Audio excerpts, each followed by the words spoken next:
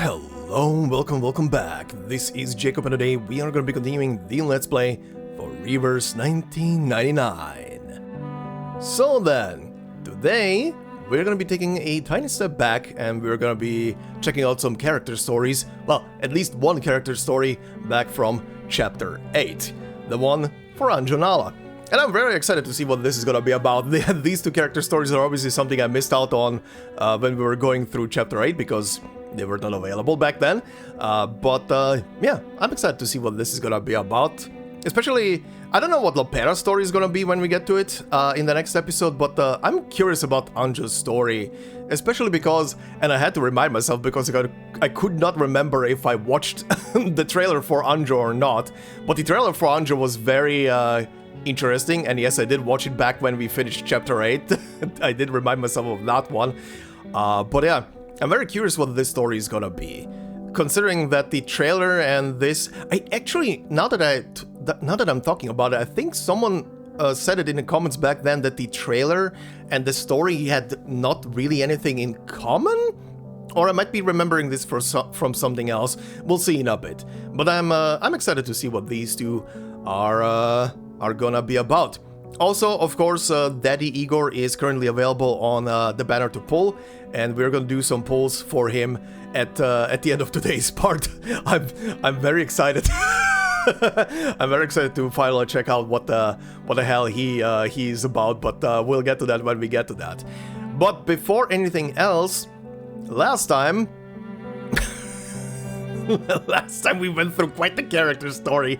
My God, that was something. That was something that makes your brain itch and scratch. But very interesting. Very interesting. I would say, I know I've at one point said that I'm not really a fan of the whole like just the text on screen stuff for some of the recent character anecdotes and so on and so forth. And I saw some of you guys say the opposite of that, which is completely fine. Not really sitting well with me. I just like the more the visual novel format than anything else. But in Alep's case and his story, I am willing to say the format they went with fits way more than the usual format. Like, it would have been amazing to see like all forms of Aleph in character form, as like characters on screen and everything talking to each other. That would have been very funny. But honestly, because of most of the conversations taking place in his head, I feel like the approach they had with that story made way more sense in that format, if you guys understand what I'm trying to get at. But yeah, very interesting as well. Also, as pointed out in I think a couple of episodes already, the character Paracelsus, while he is not represented anywhere in-game from the story and anything, like with a character model or something, he does appear as a model. He is the one and only currently available skin that can be obtained whenever they rerun it or whatever for Aleph, which is a very interesting skin. Kind of has the flair of Phantom of the Opera.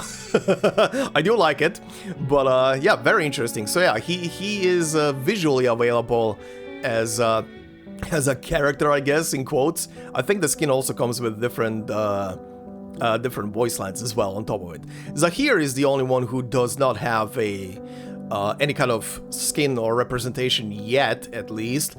But as someone pointed out in the comments of the previous episode, if they will add another skin for Aleph, it's probably gonna be Zahir. Would make honestly the most sense. Honestly, then we have pretty much the entire package outside of the Idealist. The Idealist appears in the story, of course, in Chapter 9, but yeah, would also be interesting if they add him as well as an actual skin, but I don't know. I don't know how much he would be worth as a skin, but they could do some flair with it. But yeah, they exist.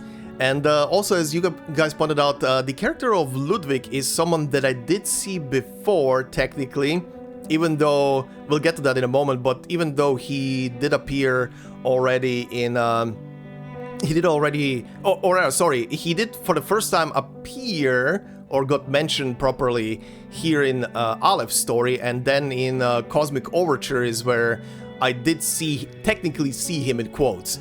The mechanical crow that was delivering the other robot with with Enigma's voice, that was supposed to be Ludwig essentially. So yeah, I did technically see him. But anyway, speaking of the comments, on the previous episode, Cobalt Object 1855 said, definitely the most abstract character story in the game. That's underselling it, but also full of tantalizing lore nuggets. One of the most fleshed out minigames as well. That I agree with, the minigame was actually very fun. It occurs to me that they may have elected not to use the standard visual novel format specifically to avoid having to make unique sprites for Zahir and Paracelsus. That probably is also the case because the skin for Aleph did not exist back then yet, so makes absolute sense. But also because kind of makes more sense, like I said earlier as well, that it's a conversation mostly taking place in his head. Anyway, some more thoughts in order.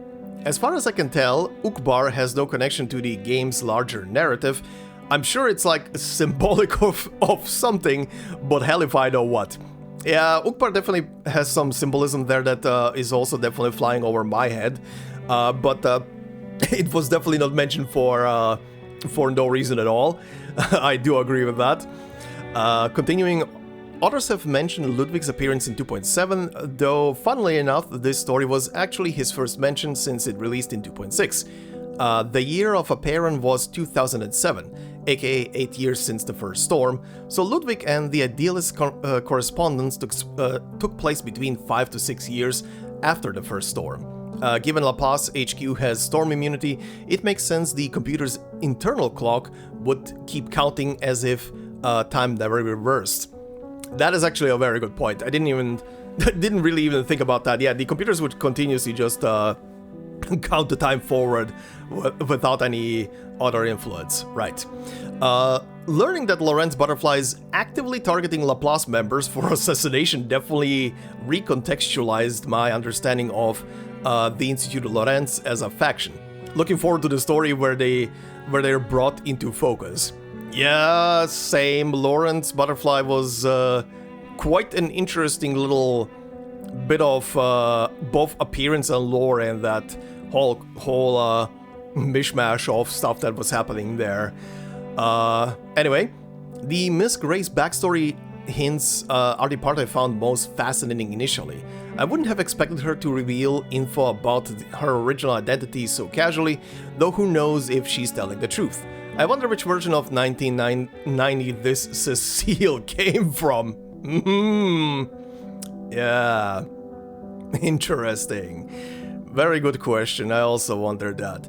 But on the topic of Cecile, Miss Grace just very casually opening up to Aleph and just talking about her personalities, or well, in her case, stolen personalities, and just revealing all of those names and stuff, honestly kinda in my head makes sense, because on the base level, both her and Aleph kinda share the commonality of having multiple personalities. So two people who share this commonality just opening up about their little quirks and stuff like that kinda makes sense to me, but it still is a very good question of why the hell would she be even telling the full-on truth? Even though some of those names we do recognize, so it might be the full-on truth, which is, again, very interesting. But again, Miss Grace has some very interesting bits of story around her so far. Stuff that makes you just go like, huh? Why? She is interesting. We'll see where that leads with her. Anyway, you continue with Canon Yuri, let's fucking go! Mi corazón, my heart, mi amor, my love. It's even less subtle if you know a bit of Spanish. I I had to also laugh when I saw that in the comments when I was reading that after the last episode. That is so funny. Like, we have so many female characters in this story that have like a very highly implied, like, romantic ambition towards each other, right? But the story never really buckles down and just goes through with it, making them an actual pair, right? They just keep dancing around the whole thing. So seeing even if it's just a tiny little bit of side story like that, it's kind of like funny to see an actual relationship, an actual lesbian relationship. It's kind of funny. Kind of funny that we did it this far. Maybe at some point in the future they're gonna actually buckle down and they're gonna be like, okay, here is an actual lesbian pair. Enjoy. Like, 2 characters in a story. I would, if that happens, I'm gonna laugh my ass off. Like, look. It takes these gacha games so long sometimes to actually put in characters who are like in an actual relationship with another character. And I understand the reasoning, but it's kind of always funny to see when it actually happens. Anyway, you continue. I don't think Elise is Recoleta, because if she was, I'd up she'd get mad at Monique for turning around to go submit her manuscript. The only certain connection this part has to Recoleta is that Monique works for one of the publishers that Recoleta submitted her novel to. Right. But I don't know, the situation is so weird and magical, it's hard to say anything for certain. Merlin and Zahir question whether the conversation in Ukbar was just a figment of Alep's imagination, and I think it's worth asking the same of this one. Yeah, it's definitely interesting. I was purely going there because everything so far in that story was color-coded, right? Every single one of the personalities had a color to them, every single one of the other characters that appears in the story had a color to them that makes sense. Like, Lawrence Butterfly was someone who switched between I think the original color was supposed to be Ludwig, and then it swapped to a red, which kinda is indication for, well, that's danger. I mean, it's either, red is either an indication for love and passion, or it's danger. It's one of the two, but considering what we heard about Lawrence, yeah, I would go with danger. And then we have Grace with the typical blue color that she has, like the usual Manus blue, and then we have or indigo blue, I guess would be the better to describe it with. And then we have these two at the end of the story, which are what was it again? I think Monique had like an orange color-ish, and Lise had like a golden color, and the golden one is something I pretty much just associate with Recoleta herself, so kind of made sense to me to put 2 and 2 together that Lise might be the original Recoleta, but again, like you said, it's up in the air. It's nothing to like really just bite into and say like, yeah, it's 100% this and that. That whole story is both massive foreshadowing and just a bit of playing around. a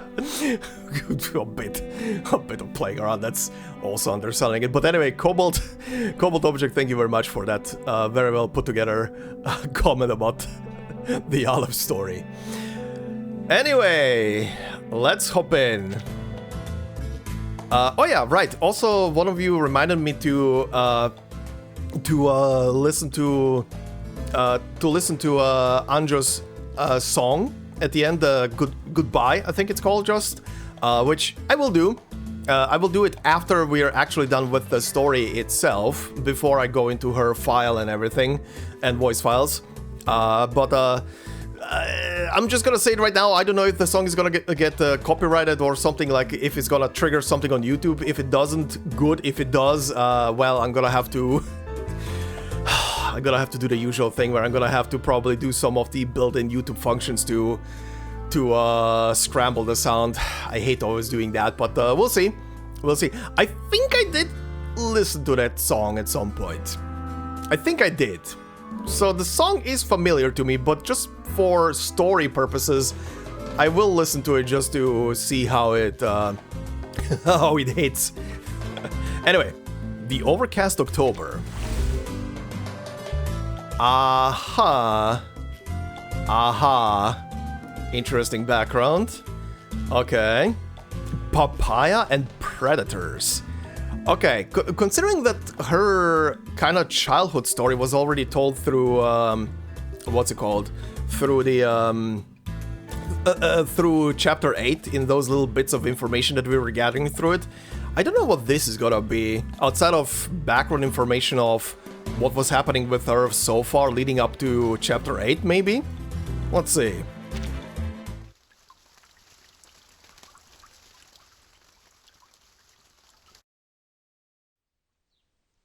Oh good, we're starting on a cemetery. Cemetery near Heartfelt Home.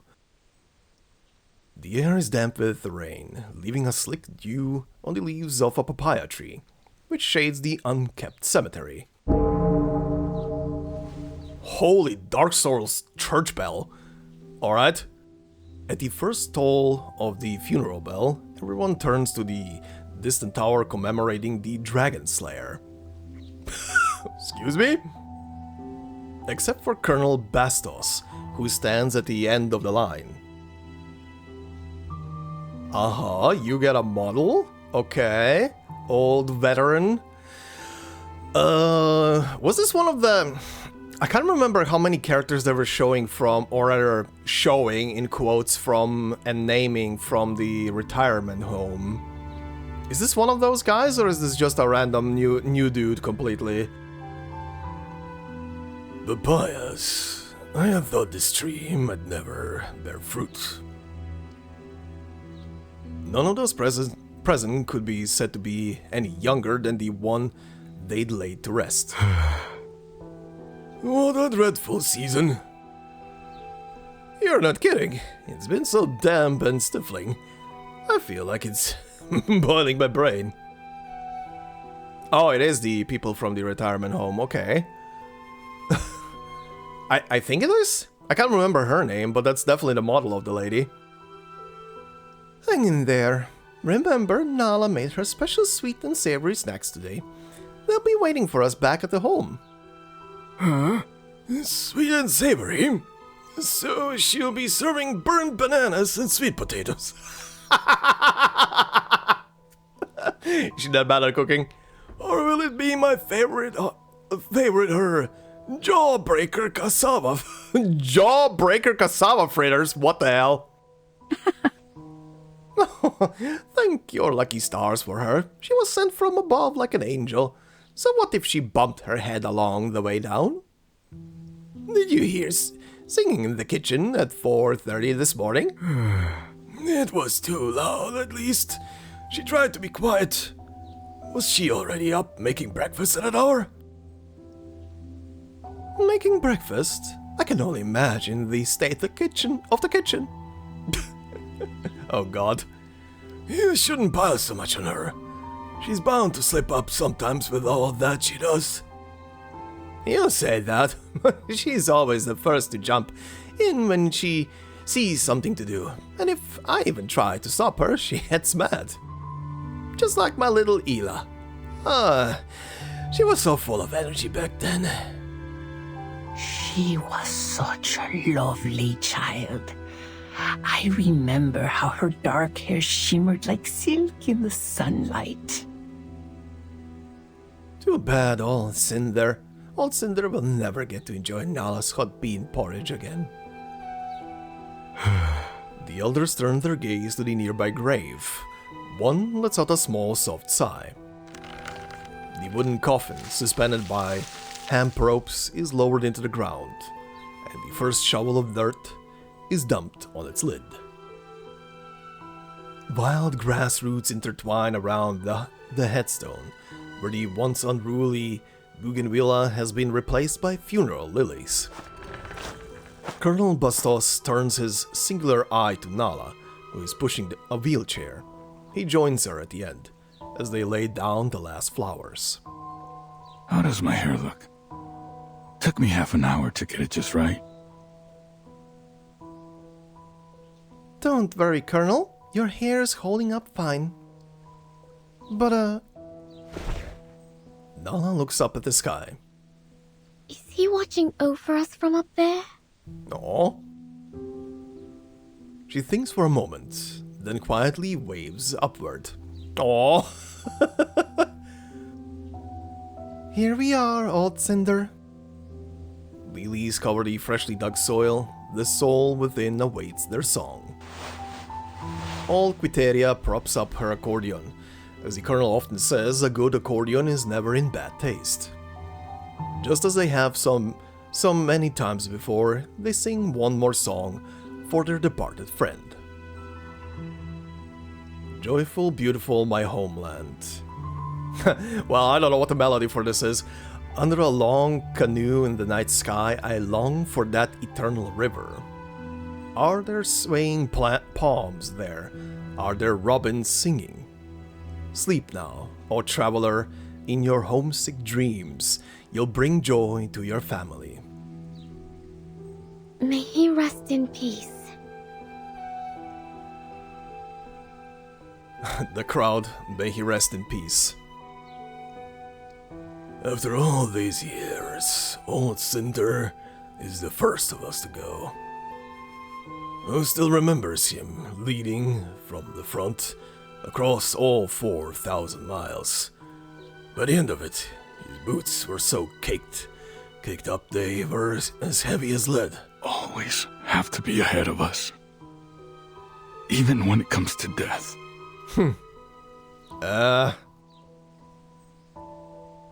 Maybe we can hold a spirit calling ceremony for him in a few weeks. Not another one of your ceremonies. Last time you messed it up and that spirit kept bothering us for hours. It scared off the pigeons and drank all my mate. What the shit.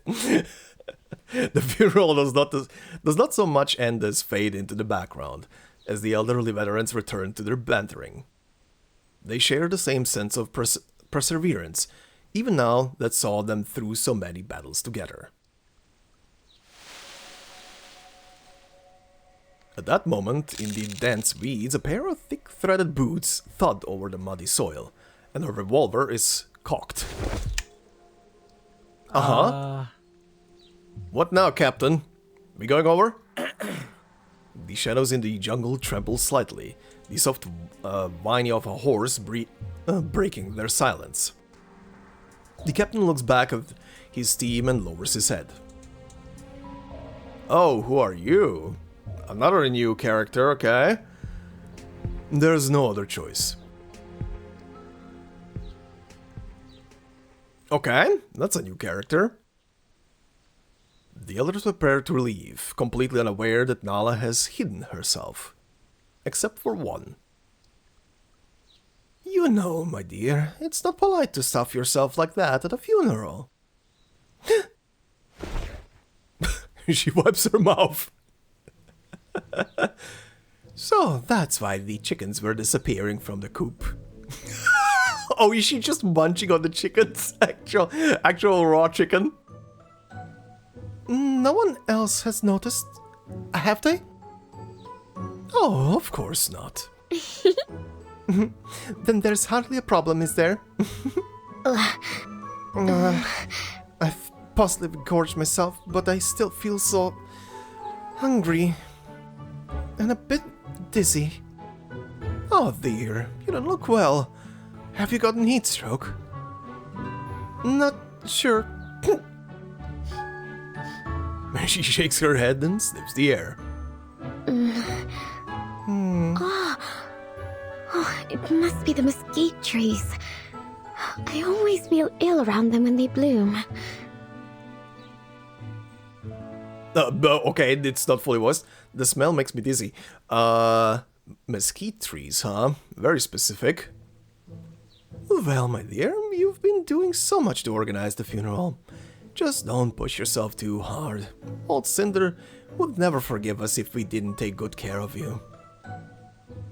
Don't worry, Quiteria. I'm still strong. Nala cheerfully flexes her arm as she straightens out her stance.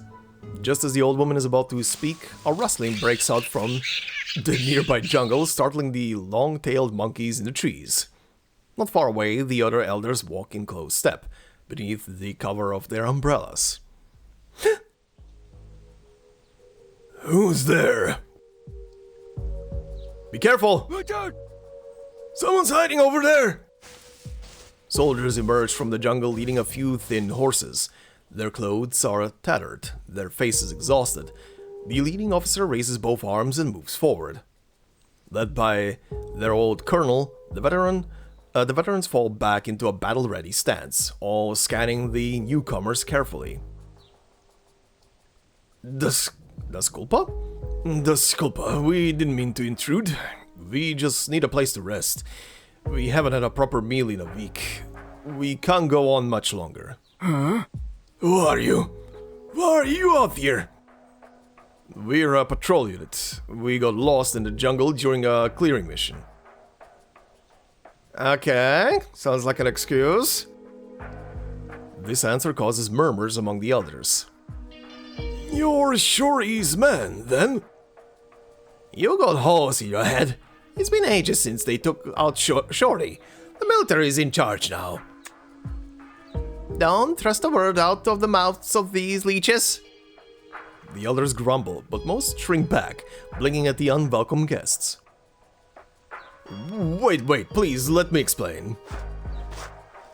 The speaker takes a step forward, eyes darting over each elder's face. His eyes widen like a man discovering a hidden treasure. I've hit the jackpot. Medu, your Colonel... Okay, bosses, but... Oh god, how do you say that one? Joao. Okay.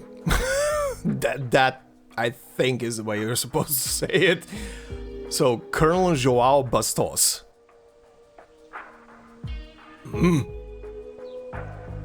The colonel lifts his eyebrows, his singular eye shifting wide open. Who's that? The Rio Grande do Sol uprising? Suddenly, random English in the Portuguese or Spanish in there. Okay. General Protos's right-hand man. Could that really be the same face looking at me? The very same, but with one eye fewer.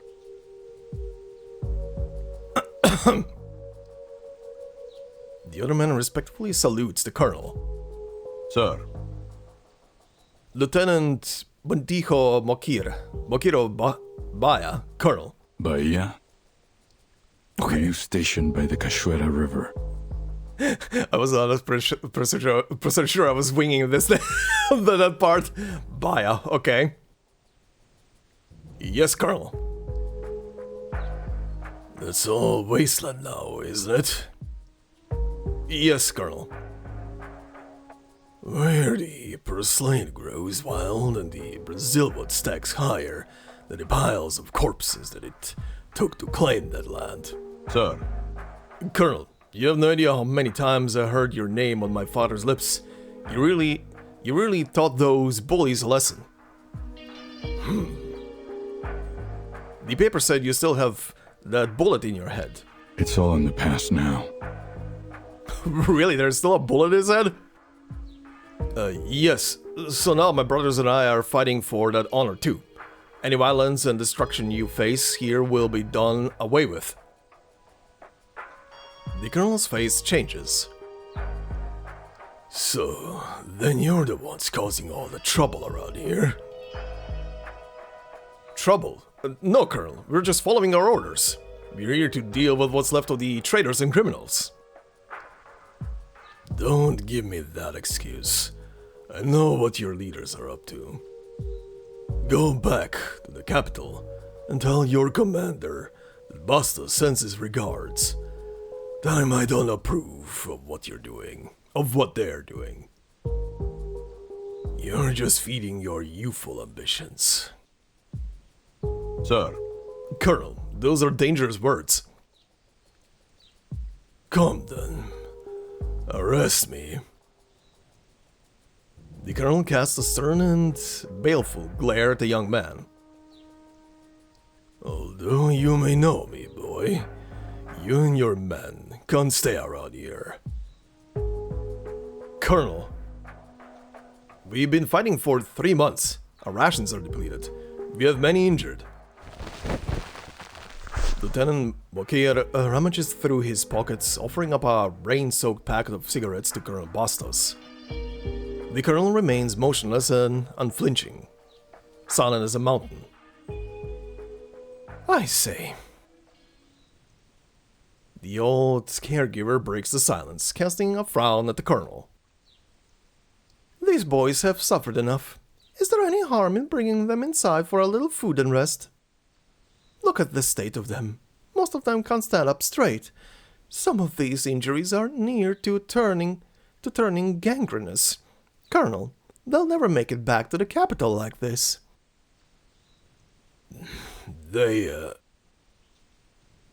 What about them? Stop whatever old friendships or grudges you have. All I see are injured boys in need of care. If people need help, we help them. That's how we do things at the Heartfelt home. She's right. We would be monsters to turn them away like this. But these aren't just ordinary people. We don't know their deal. Besides, we're struggling to keep all of us fed as it is. Voices of support and opposition arise from the old veterans until they form the deadlock. Sir? Captain. A soft voice, scarcely louder than a mosquito's buzz, chimes in. Sorry to interrupt, but, You should reconsider your offer. You won't move the colonel with those. She moves in front of the colonel, pushing Moakir's cigarettes back with a weakly shaking hand. The colonel only smokes one brand of cigarettes. They're called green papayas. Oh, what the shit is going on now? He frowns. You... What? Is there something? Her heart suddenly tightens. There's noise, endless noise, then shouting, footsteps and panting, then the thrill of a predator in chase, a nightmare in her waking eyes. Oh dear. With everyone's exclamations, before Makir could react, Nala sways a little and then collapses. What the shit was this? Okay. She's fainted! Oh dear. Oh dear, someone check on her. The poor thing, it must be overexhaustion. Could be, but then, she used to have panic attacks. It might be something similar. Hold on, we might have a stretcher that can be of use. Bring it over quickly. Is this girl your caregiver? Yes, and our very own little fool. What should collapse? Oh, what the shit? Colonel, everyone, where are you all? And where is this place? Is this a dream? A dream from my past? It should be fine. Old Quiteria is right here by my side. Everyone else must be here too. It's so dark. But this nightmare should be over soon. There's nothing to be afraid of. Try moving toward the light over there. A timely voice calms Nala's fears, a sound from her past memories. Stay calm and tap on the flickering path ahead. It will lead you out of this darkness. Okay. Whoa. Well done. This style here is called a labyrinth. Try dragging and sliding it to see how it unfolds. Okay. Just keep it in the middle. Just keep in mind that a labyrinth can't be unfolded over inaccessible gaps. You can also choose to stop unfolding a labyrinth part way, even if it can be extended further. Okay, so this person is supposed to be someone from her past, huh? Maybe it's gonna be her sister? I mean, that's kinda like the only thing I can imagine. This is such a strange dream, yet Anything here feels so familiar. And this voice, it sounds so warm, so nostalgic. Who could it be? The labyrinth is ever-changing, switching between vertical and horizontal orientations. To escape safely from this nightmare, you must strategize moves in advance. Tap the ground to lay down the labyrinth. The voice fades into the stillness, leaving behind complete silence. Okay.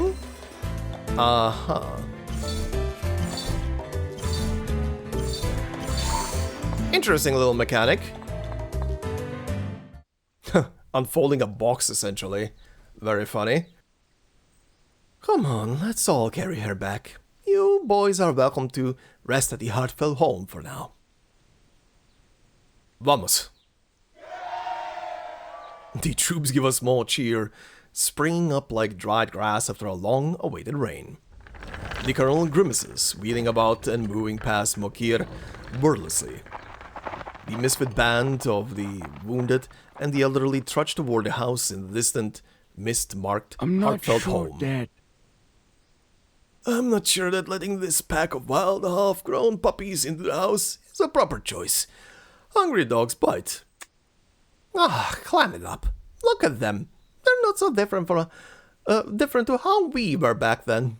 They don't even look like proper soldiers.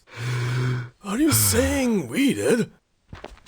They trudge forward up the muddy hill, stopping to complain now and then, their rasping voices covered by birdsong.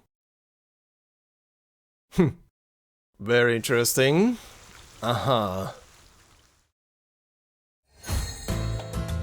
Success! But yeah, very interesting, huh? I wonder why Anjo reacted that way. Is it purely because they are soldiers and just the look of soldiers is triggering some PTSD, making her immediately have panic attacks? Huh. Curious, very curious. Let's see, part 2, Parrots and Swamps.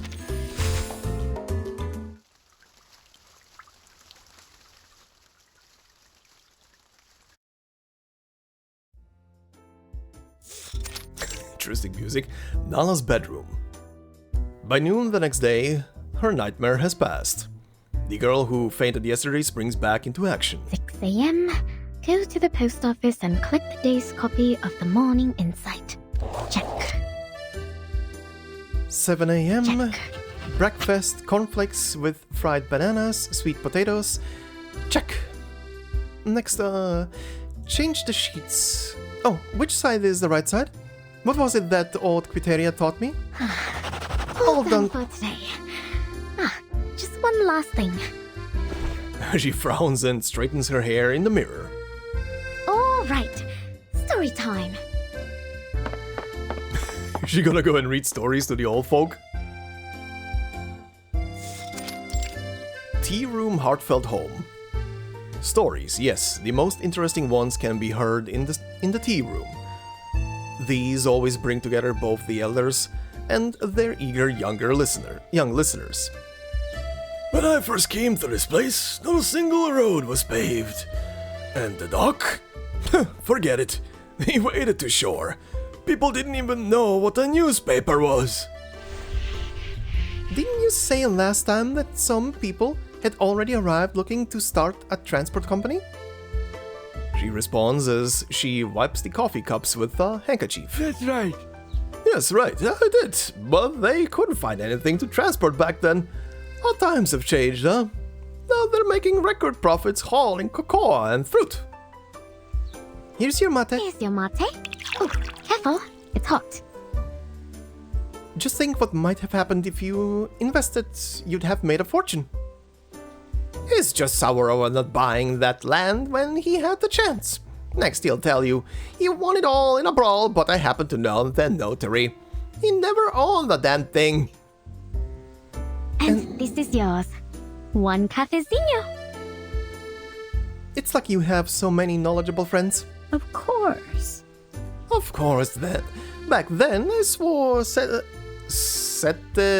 leguas? Leguas? Not sure. Boots and drank port wine. Everyone wanted to be friends with me. See, this is what I call nepotism. There's too much of it these days, Nala. We carved this place out of the jungle by sweat alone. Grew the cocoa trees by hand until they were tall and thick. We managed the climate and seasons well. That's the secret to our success. But But now, all people talk about is progress. If you ask me, everything is moving too fast.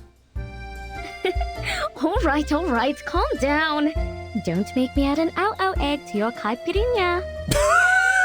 What?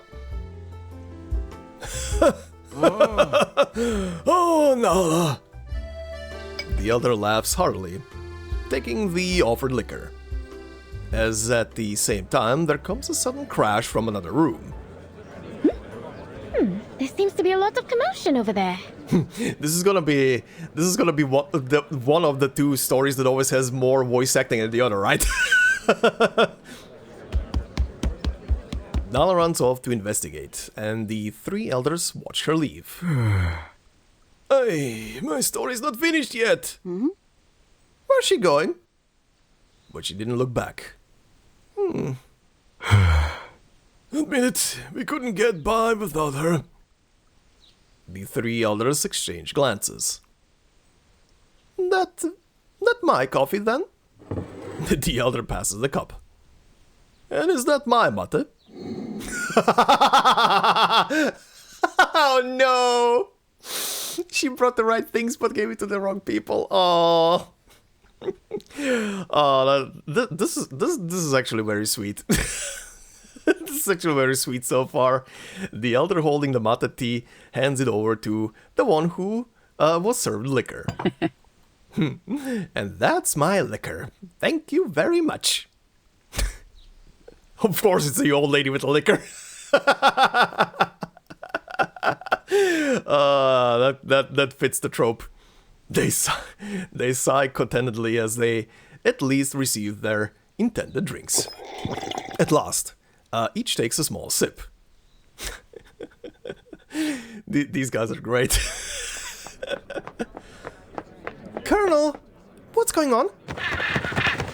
Holy noise.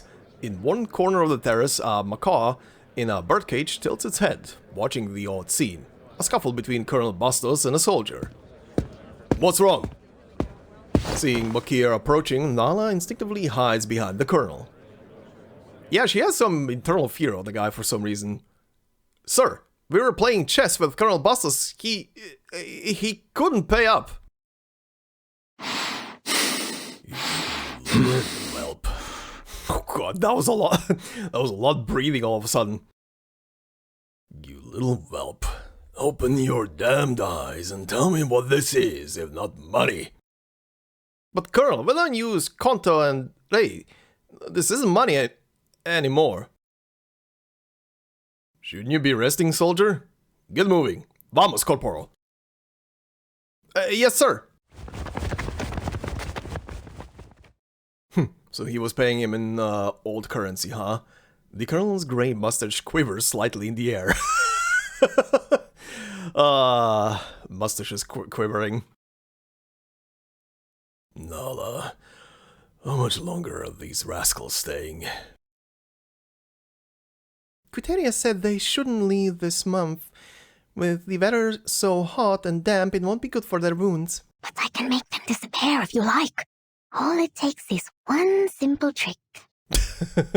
Oh boy. Mokir steps forward. Sir. I'm deeply sorry that my man caused you trouble. Perhaps you might do me the honor of another game? I'm sure the colonel would not begrudge a small wager. If I lose, we promise to leave within a week. If you lose... He looks over at Nala, standing nearby. I like to taste the ladies' cocktails. Shall we say, caipirinha? The macaw ruffles its feathers while watching the little drama unfold. The macaw is saying quiet? Alright. Sure. All right. But if you lose, you better keep your word and clear out in 3 days. Damn, in 3 days. One... Oh, I haven't seen this image in a while. 1 game to determine whether these soldiers... Oh, that scrolled by itself. 1 game to determine whether these soldiers stay and rest at their leisure or leave to face the dangerous trek home. Come and see! Albastus is playing chess against the captain. I bet Sagui? Okay, I don't know what that is. I bet a Sagui that our Albastus will destroy him. Quiet! It seems like the spectators are more nervous than the players. Nala bites her collar, her gaze jumping between the 2 men. The captain's wound is bleeding. I hope that won't affect his focus. What was that sound effect? Why did he decide on chess? Bastos never wins at chess. He's going to lose again, isn't he? Oh, that's interesting. So, the colonel moves, then the captain, then the colonel, then the captain. It's really rather boring. I'm sure I have something else to do. No one notices Nala slipping away from the crowd. I'm actually not surprised that she's bored by chess. The spectators stand frozen with rapt attention, the silence only broken by the occasional flutter of the parrot's wings. The suspense... the suspense gets broken up by the auto. Oh damn, checkmate, what the hell? The suspense ends with a simple phrase. He checkmate him? Didn't the other old guy say that the colonel never wins? In 37 matches today, this was the colonel's only win. Holy shit. All pause for a moment, but soon the elders burst into cheers. Alright! Oh, Bastos, now they've learned. Just because we're old doesn't mean we don't know our stuff. The colonel lifts his head, not a hair out of place. How about that, kid? Pick up your rifle, and let's part ways. What? Alright. He looked a bit dazed, confused there. Did he let him win, or maybe did Anjo do something? But Captain! Let's go, boys. It seems we're not welcome here anymore. The spectators shuffle away. The soldiers look downcast with eyes watering at the prospect of their long march ahead. Huh? Nala runs out of the kitchen with a half-filled glass of liquor, a small trail of spills following behind her. She's trying. Bless her heart, she's trying. Is it over? That's right. That's right. Just before you got back, our boss has proved his chops once more. Oh. You're leaving already? Ah, but I just made you a caipirinha. Is it drinkable?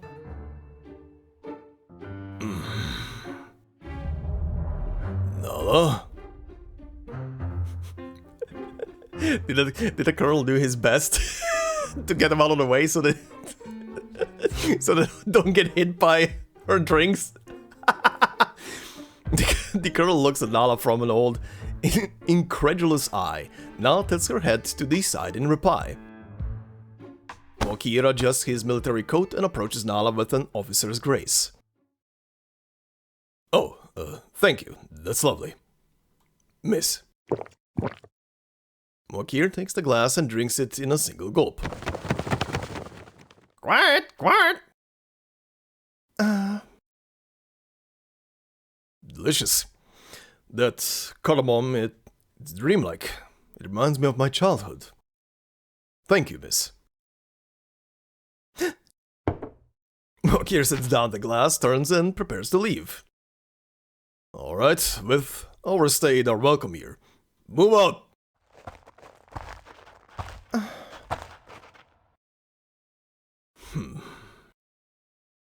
The colonel looks out over the gathered soldiers preparing to leave. his eye looking out past them and into a place distant in time and memory. Wait. Oh? His voice is hoarse and dry. Wipe up. He hands Makira a handkerchief. A few of your men are still feverish. The wiry-haired kid who threw those dice with me still has a crooked jaw. Your families wouldn't want to see you like this. Huh?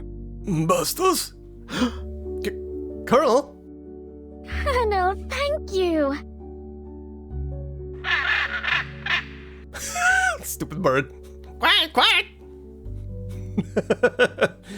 Alright. I wonder.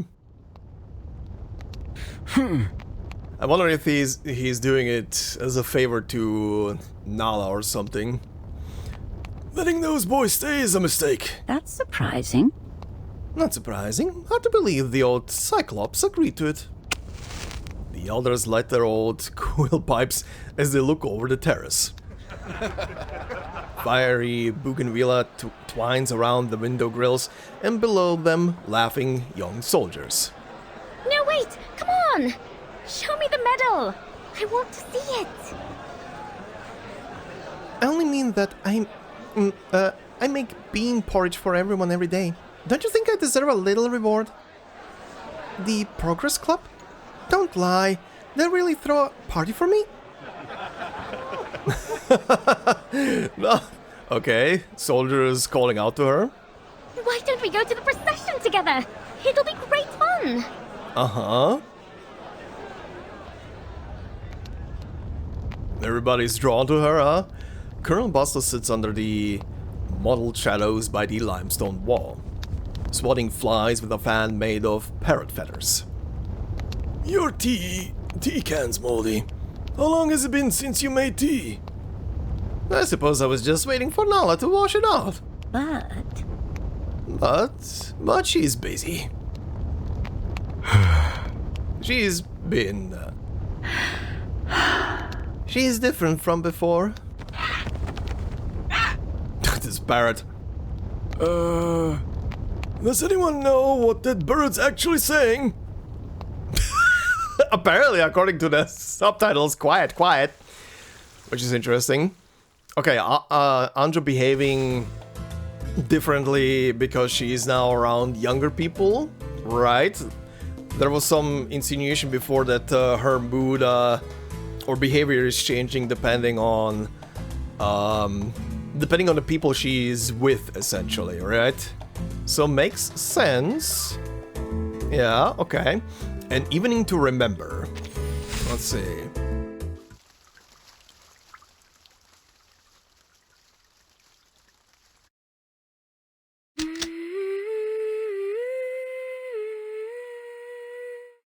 Uh-huh. A bullet is loaded. Bang! Shells clatter to the ground. Another round is loaded. Okay. Ceramic bowls shatter, the rest rolling into the calabash on the ground. Another round is loaded. Oh, damn it, Nala! Old Quidaria rushes into the basement. Nala, what are you doing? Quidaria, what happened? You look pale. The captain just showed me how to use this. I'm clearing out the aqua roaches in the garden. With a gun? See? More and more of them have been crawling out from cracks in the wall and floor tiles. Hey, don't run! Babaka, Trosha, Besta? The hell are those names? Nala, who taught you those words? Chaos reigns in the basement as Nala chases the roaches. She's actually shooting roaches. Oh dear. My dear. Who gave her that gun? A weapon like that is dangerous, child. Be careful. The others are... Oh my god, that's so much gunfire. The others rush toward her as fast as their old boats can carry them. Nala chases the roaches, and the elders chase Nala from the basement to the tea room, from the tea room to the terrace. What the shit is this comedy routine? Uh-huh. The source of the commotion, that black damp creature bursts with a short crack, leaving a puddle of methylene blue ichor. It's not actually that hard to use a gun. It's only taken me 1 day to learn. Uh-huh. Nala, put the gun down. Oh, Quiteria's voice echoes through the home. Jesus Christ. Who gave her a gun? Which of the ding-dong soldiers gave her a gun? Tea room, Hartfield home. Hey! Hello? Carla, did you hear? Old Cinder passed away 2 days ago. You heard? Okay. The hoarse voice echoes anxiously in the empty tea room. He hangs up, crosses out a name in the address book, and dials another number. When's lunch? Hold on. Hold on. We'll heat up the leftover bean porridge in the fridge. But Nala said she'd make us grilled pork and fish today. Huh. She probably just forgot. Uh-huh. I heard those young guys are taking her to the Progress Club down in the city. They said they even booked a fancy dinner with her at the Pearl Blue Hotel. Nala? Our Nala? Don't joke. Does she even know how to dance? Huh. If she can dance, then I'm a swan. But... Oh, another old lady. But they like her. I heard that they let her play with guns, teach her curses. Now they're taking her on adventures to the city. Shoot, They're bad influences on her. You selfish old fart. You just don't want to eat old bean porridge every day. They got too much already. The land, the people, the taxes, they publish the newspaper. These are their bridges and their trains. Everything is theirs. And us, we can't even get our pensions. It'll come. We just have to wait a little longer. They said there'd be news in December. December? That's what they say. But old Cinder didn't make it to December. Stop it. I think it's good for Nala to have some friends around her own age. They're getting ready for the procession together. That should be fun for her, right? yes. Yes, the procession. Is it that time of the year again? Even if she really leaves us, perhaps it's for the better. It isn't like what it used to be out there. They have movie theaters, football arenas, so many things for young people to do. What do we have here? But we've got hot bean porridge. Nala can eat 3 bowls in one go. Sheesh, bean porridge. Yeah. Trying to comfort themselves that she's not gonna leave them. Church of the Dragon Slayer. I'm sure you'll love this procession. Every visitor, no matter how many new or unusual things they've seen, has absolutely fallen in love with it. Every household in town will come out, and the streets will be filled with bananas, pumpkins, and sweet eggplants. For a little money, you can buy all kinds of things. Spices come cheap. There's cute printed cloth and even bead necklaces. Next, we'll raise the icon, and everyone will pray. I think most will pray for this rain to stop soon. The colonel said if this rain keeps up, this year's harvest could be ruined. So, we'll need to raise the icon high and tall, and decorate it with gold thread trim and beautiful embroidery. Nala, holding a candle, leads Moakir through the chapel, showing off their recent work. An enormous statue lies in the center of the chapel, awaiting decoration. You're amazing, Nala. Did you really make all this? Naturally. Nala twirls her hair, a little shy, looking away. Moakir pulls out a bottle of perfume and offers it to her. Right, could it also be that all of the young guys are being naturally drawn to her because of her predisposition as a succubus, right? And the old people are mostly immune because they're old and all of their drives have shut off. What's this? Perfume. Miss. It's for you, miss. Oh, perfume. Yes, I know it. My sister used to wear it. So did the Colonel. But I couldn't accept it. I'd never use it.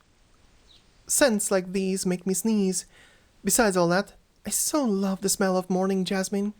How could I smell it if I was wearing this? Nala gently pushes the perfume away. Sister? Sister? I never knew you had a sister. There was a sharpness in his voice. It triggered something in her, a survival instinct. Uh-huh. A nameless brief silence. My sister had a very kind heart. People just didn't know her very well. She was also a double agent and spy and everything and was selling secrets around, but you know. She glances around as if avoiding the topic. What color ribbon should I pick? Red or blue? I prefer red. Your sister, is she about your age? Mokir steps forward. Her hands still. Are you still in touch? Nala turns to face the questioning captain. Oh. Okay. Okay. Wait, but her sister should be dead already, right, at this point? Unless, when is this actually taking place? What? Why do you ask? Nala steps back and then once more. Oh, it's nothing, just curiosity. Okay, yeah. I mean, they were spying on the group at the beginning, like literally pointing guns, right? Could be that they were staking her out, and the guy is now that he's getting in her good graces, trying to get information on her sister. Maybe. I don't have a sister. I just made it up. You know, I've gotta go. I've chosen the ribbons. Oh, right. Quiteria told me to make a special dish at home tonight. Hey, wait, don't go! Nala turns sharply, her eyes scanning Mokir with wariness. What's wrong? Please don't be scared. Nala, it's okay. Her body tenses at his movement. It's okay. You're safe, Nala. I'm right here. I do not feel safe, buddy, right now. You're safe here. Seeing Nala still unresponsive, Mokir sighs. Uh-oh, here we go again. Termites. That's a word! Did you know? A perfect termite mound needs to be above 20 degrees. I had a brother. When termites find a perfect soil for their nest, they feel it, examine it, then start digging. You might not know his name, but you'd have heard of his bank. They dig. They never stop. The transport companies here got their first loan from him. He made a fortune. He bought a house for my father, a real palatial thing. A villa on the beach, and that garden. But I didn't get to stay. Huh? Uh-oh. Until their kingdom is complete, uh-oh. Nala scrutinizes Mokir from narrowed eyes. He looks back, his face contorted with unspoken pain. Oh boy. Did your sister have some connection to him? Are you still in touch with them? No, but I think I might visit him. My brother. When he's finally released. He's in prison? Yes. What? Is he a bad person? Yes. Hesitation. No, bad is maybe not the right word. My sister wasn't bad either, even though... I know. His voice quickens. I'm sure your sister isn't a bad person either. Then he deliberately slows down. I believe you. Wakir stares at Nala. So, could I hear your sister's story now? Until their kingdom is complete. Uh-oh. My sister... A gust of wind blows in from an open window, knocking over a candlestick on the table. In a flash, the tablecloth has already caught fire. Watch out! The flames spread quickly, climbing up the ribbons, snaking toward the fireworks in the corner. Oh no! Quick, put it out! Oh no, I've messed it up all up again. Pretend I won't be able to cover for me this time. Nala rushes over, trying to smother the flames as best as she can. She throws herself almost entirely into the flames, and soon enough, they shrink under her. Ouch! That was hot.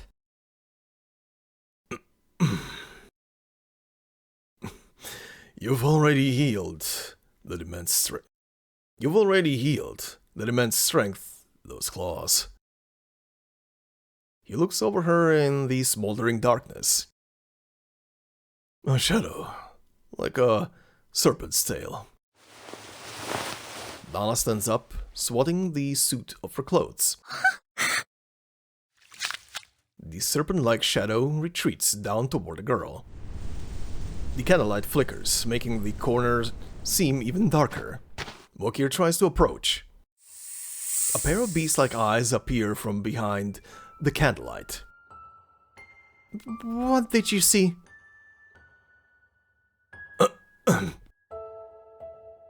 As the light flickers back again, an even larger shadow emerges, this time with horns, claws, and a scent of blood. There are legends that speak of this, of the people that disappear without a trace. Their corpses picked apart by vultures and devoured by beasts until only their souls remain, left to wander in agony. Wakir backs away in shaking steps.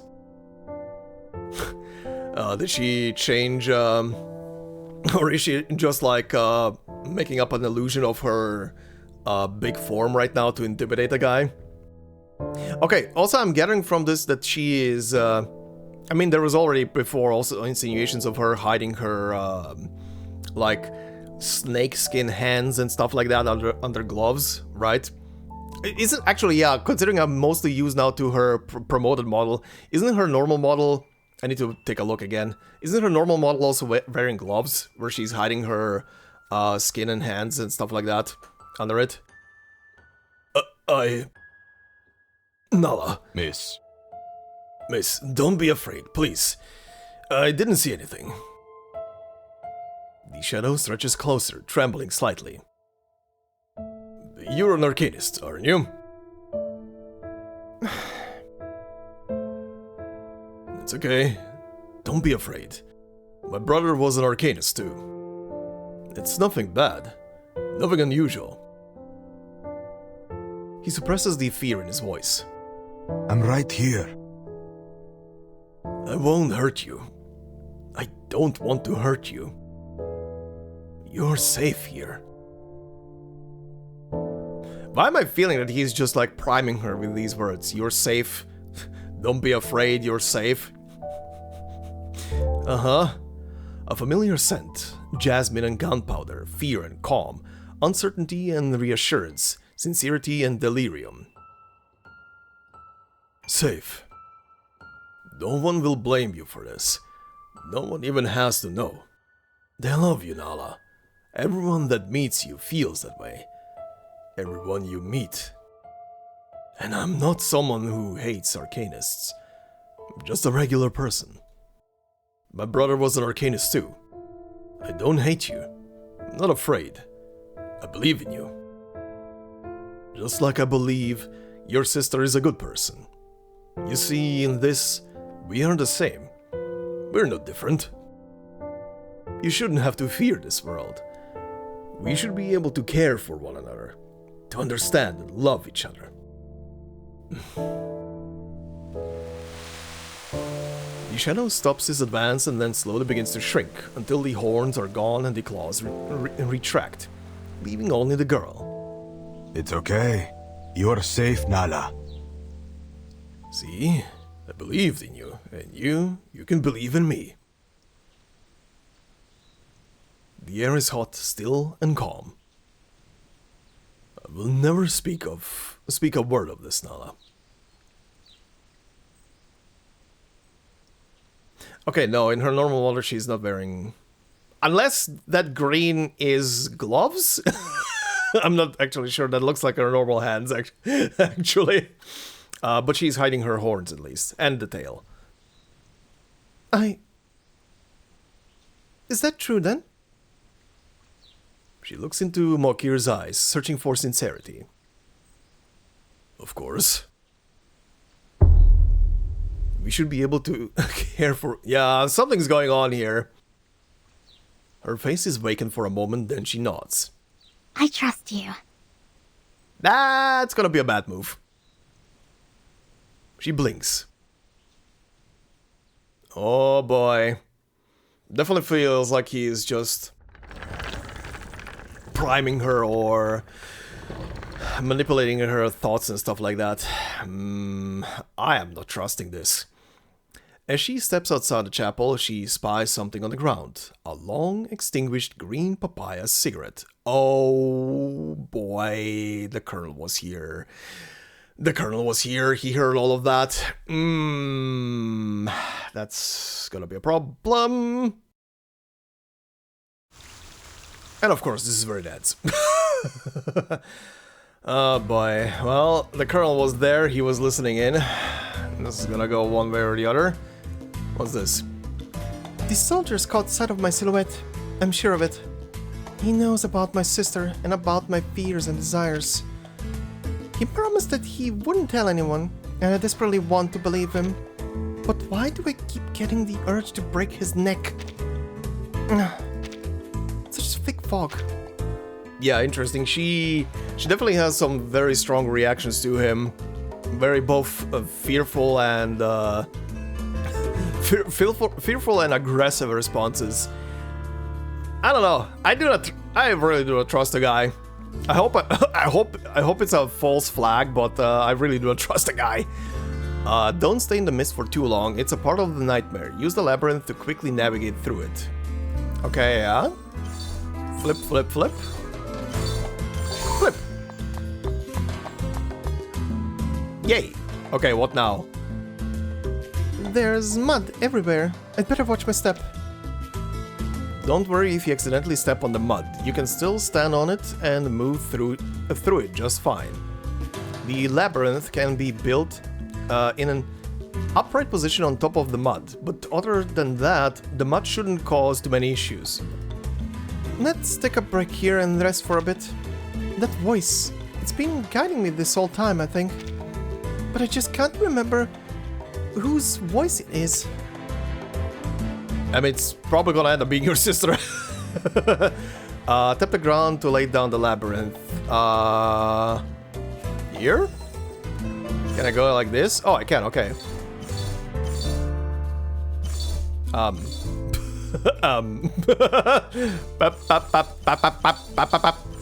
Okay, hold on. Oh, wait. Oh, okay, I didn't even notice the button before. I thought I had to do every single one of the stages. Okay, that's fine. Part 4, a Star Fallen.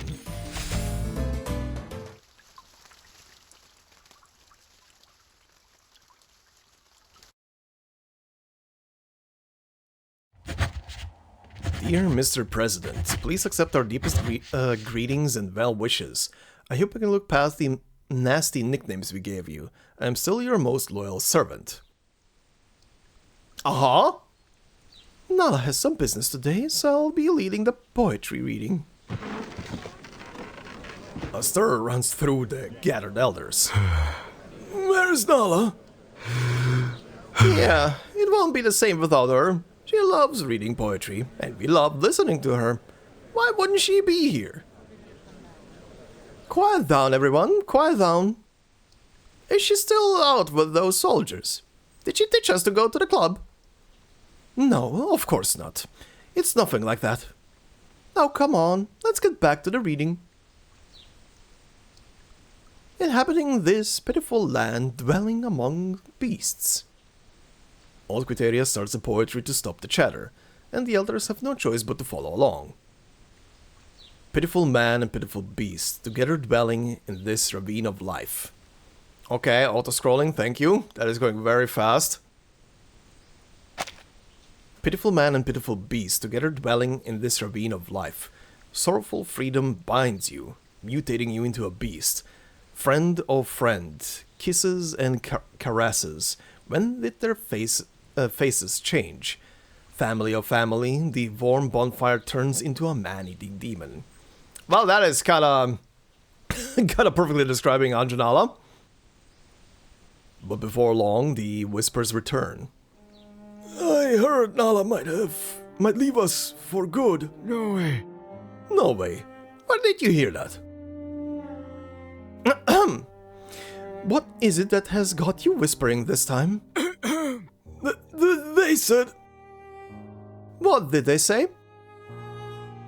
The elder darts his eyes around the room and clears his throat. They say Nala's leaving us.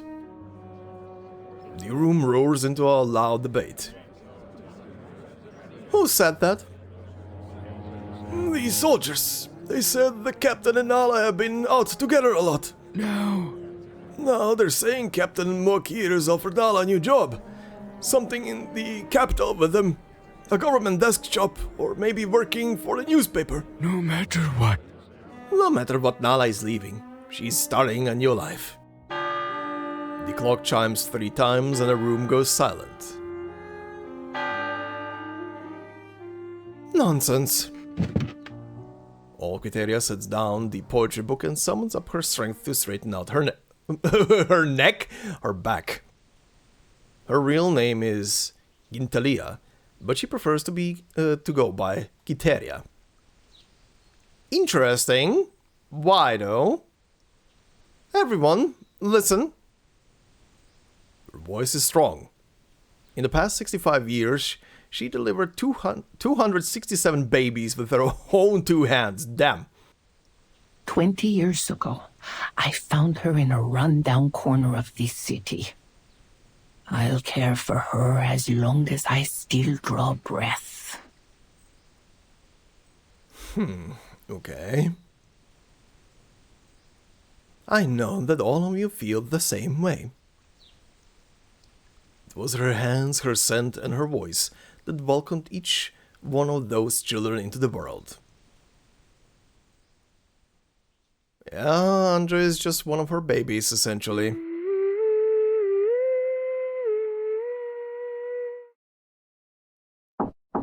Alright. There is a knock on the door. Quiteria, there you are. I found some star anise. Maybe I can add a little to the seasoning. What do you think? Have you prepared your things? We're still in need of a cover. I had been thinking of sewing our old socks together. They're durable enough, and we can use them as a tablecloth after. Old Quiteria looks at Nala with staring eyes. I don't mean for the procession. I mean your own things. Me? I promise I haven't snuck on any food away this time. Not even a single piece of chocolate is out of place. Old Quiteria simply joins her and begins helping her organize. You know, Toothbrushes need to be replaced every 3 months, and if you go dancing, please dress modestly. And you must remember to always say please and thank you. And as much as you love it, don't give people nicknames.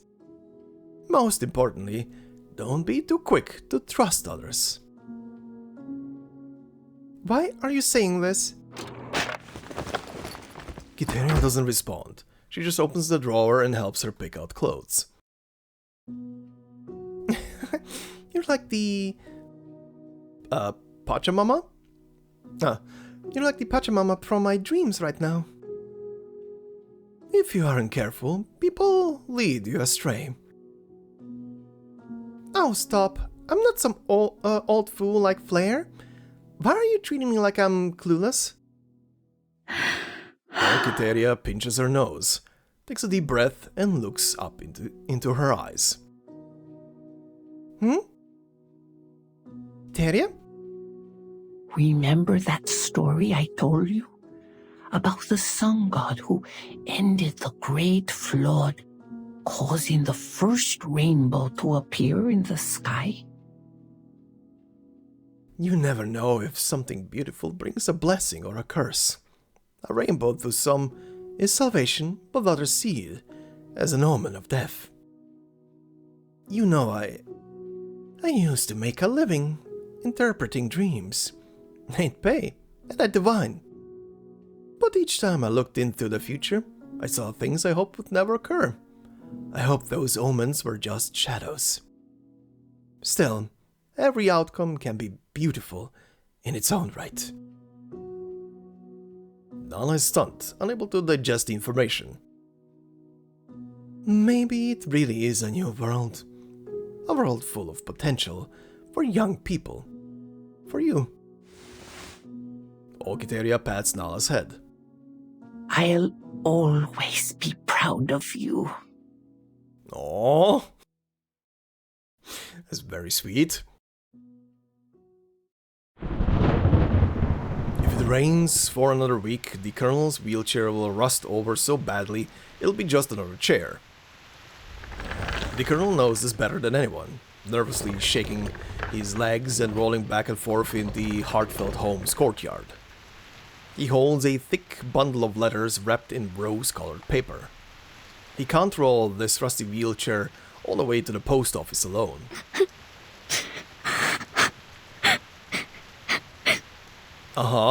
But soon his dilemma is interrupted by the sound of sobbing.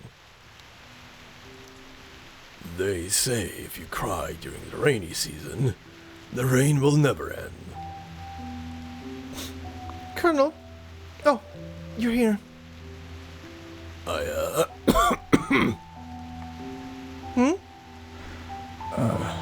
I could hear you crying. You almost sounded like the mosquitoes in the Amazon, you know? I wasn't crying. Nala sniffs. I just felt sad like the rain. Like this never-ending rain. Sad. An angel like you. Don't tell me playing sad is a new fad.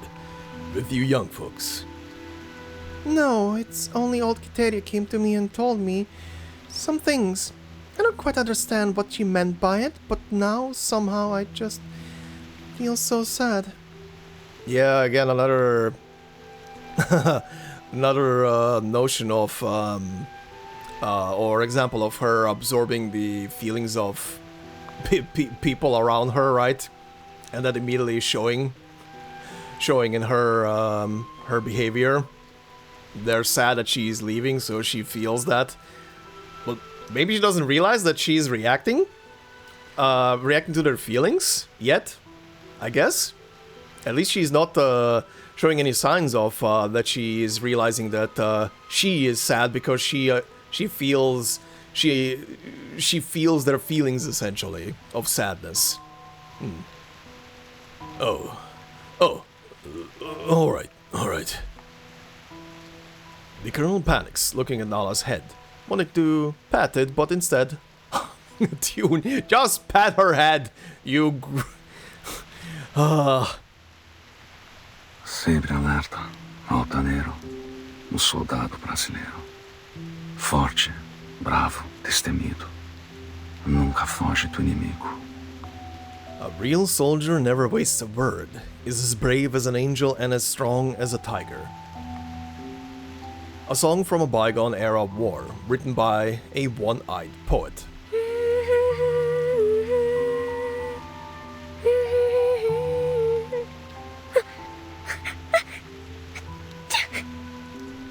Cute.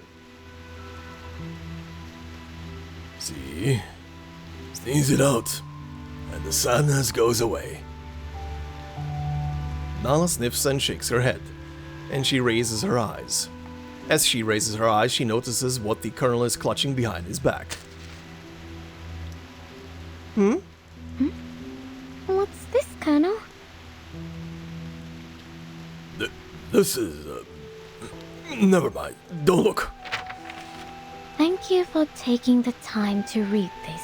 Oh boy. This letter is once again to inquire about the pension distribution. The fact is, I submitted our application 25 years ago and received confirmation 10 years ago. I do not have high expectations for the amount.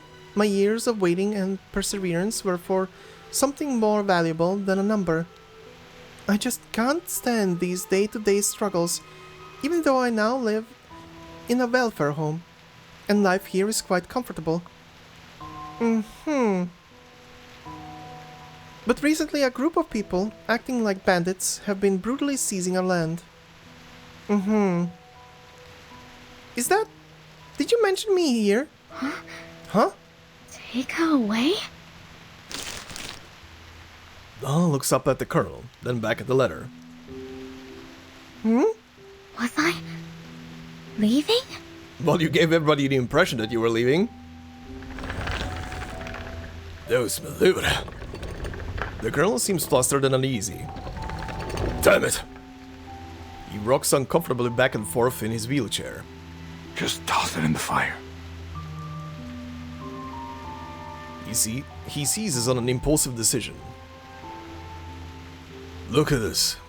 It's all broken sentences, incoherent grammar, and so many typos.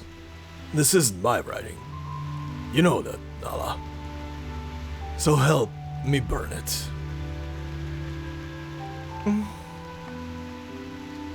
Of course. She understands his meaning. It comes to her as clearly as the sounds of night. You were a member of the Literary Society, and there are so many errors. Yes, this couldn't be your writing. The colonel snatches the letter back. Oh, damn. He looks back at the entrance of the Hartfeld home. It seems so far and distant now. He meekly returns the letter to Nala. Just burn it. Nala holds her gaze on the colonel, with those aconite purple eyes shining in the moonlight. Aconite, that is a word I don't think I've ever heard. Well, it's burning. On the terrace at night between two pillars, a wire holds up the elder's uniform white cotton shirts. The embers vanish beneath the puffs of smoke rising from the roasting corn stalks. They watch the letter burn to ash, its edges curling in the fire. What do you think Cinder's doing now? Do you think he's watching us? He's probably busy writing complaints to heaven's representatives. All that is left of the paper is ash scattered over the ground. Nala stares intently at the ashes. I'm not leaving, Colonel.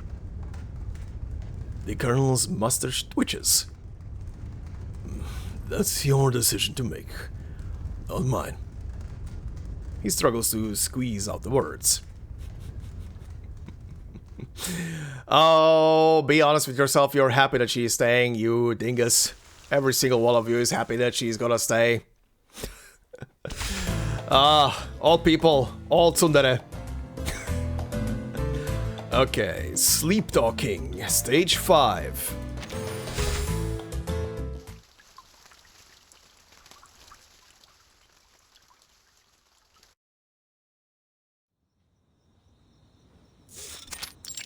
Church of the Dragon Slayer. Is it midnight? It is is it midnight? It is midnight and Captain Mokir is preparing to go out when he sees the colonel sitting in the chapel, cleaning his gun. This rifle fought by my side from Rio Grande do Sul to São Paulo. It's almost my third arm. Colonel? Who are you going against? The young one? A G43 semi-automatic rifle. Shorty used it once. He said it was quite handy. A Springfield rifle with magnified sight. MAS 36 carbine, the last one, seized from our prisoners of war. Well, he is armed to the teeth. And finally a 357 Magnum revolver, just like the one in your hand. He seems to have anticipated Moakir's arrival. They're well maintained. Yes, but they're all empty. No matter, at least they're good for show. I heard you're leaving after the procession tomorrow. Yes, our wounded have recovered well, thanks to your nurses here. Knowing that you're living well under their care gives me peace of mind. This is a country growing stronger by the day. I hope one day, soon, we will be able to ensure the welfare of all our elders like you. He lets out a sneer. Did I say something wrong? No, my nose itches. Alright. Then I should go check on the horses in the stable. After all this rest, they might need a new shoeing. And we're hitting the road in a couple of days. Moakir takes 2 steps out, then the colonel speaks again. I know that bay horse. And I knew its owner. It wasn't you. Oh, okay. Oh, yes, Colonel, you have sharp eyes. I happen to know its former owner, and his fate was not ideal. Well, I suppose it depends on your definition. The Colonel doesn't respond. It dawns on Moakir that he hasn't looked at him once through their conversation. He just stares at the barrel, unflinching. Moakir waits a while, then realizing the Colonel has nothing more to say, turns back. But he stops again after 2 steps. You know, you're very much like my father. Then I apologize. He always preferred riding horses, even as the cars took over the roads. A horse is an extension of a man's spirit, he said. Well said. He died on horseback in the end. Sir. Pardon my boldness, but may I ask, do you have children? A son, yes. Well, then perhaps I should recommend him for a position in the government.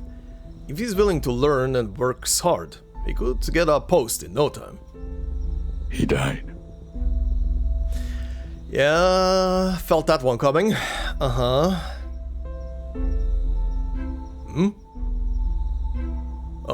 I'm sorry. The Colonel uncomfortably moves his jaw, trying to adjust it. That day, his mother told him to go find work.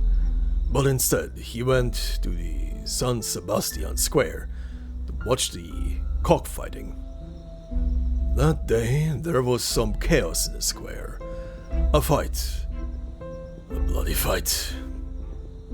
He was shot dead. Jesus Christ. All over some roosters fighting. To this day, I still don't know what happened. Now I can't even remember the last thing he said to me. A bullet may have different calibers, different materials, but none of them carry their owner's name on it. Do they? It's strange, isn't it? That after living a life of war, it is my son that dies in peace. In everything, there should be cause and effect. A reason. But so often it seems things happen for no reason at all. We see the effect, but cannot find the cause. I suppose so, but you are a man of war, Colonel. You must have learned that harsh lesson long ago. Of course. He was a foolish young boy. He got what he deserved. There is no need to say that. But I must disagree. Everyone dies for a reason. Including the people you've executed. Yes. I know every one of their crimes and exactly which level of hell they're destined for. Their crimes paved the way for your future. Sir. Mokir's tone turns harsh. I still don't understand where your hostility comes from. The Colonel chuckles softly. Stelina. You've been around long enough. You should know what life is like here. For the old, it is all gossip and griping.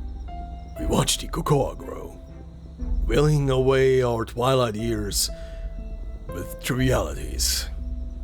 But when it comes to a young man, it's different. They should have gotten their diploma, had a good career, and made this city more prosperous than the most luscious cacao tree.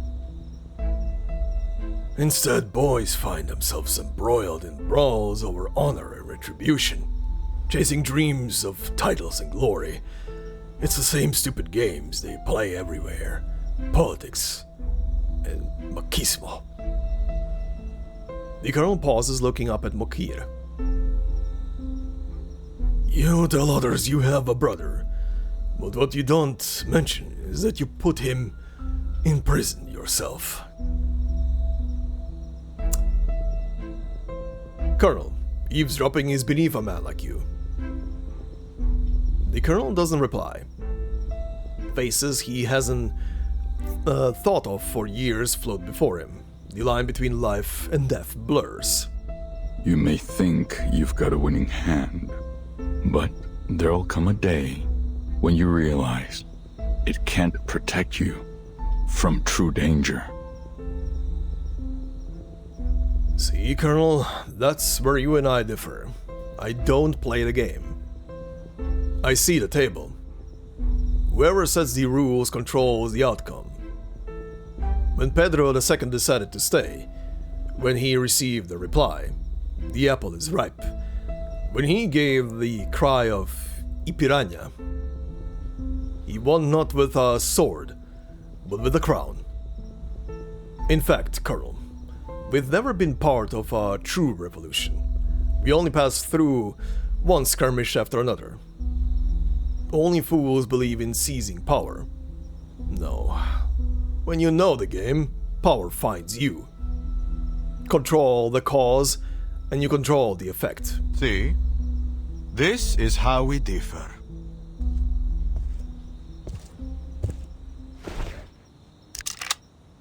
Uh-oh. Captain Mokir loads 2 bullets into the Colonel's rifle. He pulls the trigger. The weapon is clearly well preserved and finely maintained. But as the hammer falls, and the bullet stays inert, in the chamber. What a shame. Your rifle is broken, Colonel. Time. A vast, solemn, stirring graveyard. Having walked this graveyard for half a century, the old man finally lets out a silent sigh. We've conquered the wilderness of this land, yet somehow we fail to coexist with civilization. Bastos turns and steps into the silent darkness. First, he raises one hand and waves behind him. Then he lifts both hands above his head. Uh-huh. Okay. Okay. Also, apologies if I was not really a ton of doing the voices talking during the scene. That was tense as fuck. That was a tense scene. I was very engrossed. Holy shit. I was just waiting for one of them to pull the trigger on one of the guns. And then the young guy does so, but the bull... Holy shit. Well, the old guy literally dodged a bullet just now. In the craziest way possible. The freaking gun just didn't fire. Holy shit. Okay. Ooh. Okay, stage 6. How many does it... Oh, this is... Oh, man. Whoa, what the hell? This is 10? Okay. I didn't even realize this is 10. Okay. Okay. Let's see. Stage 6. Fall of the Fortress.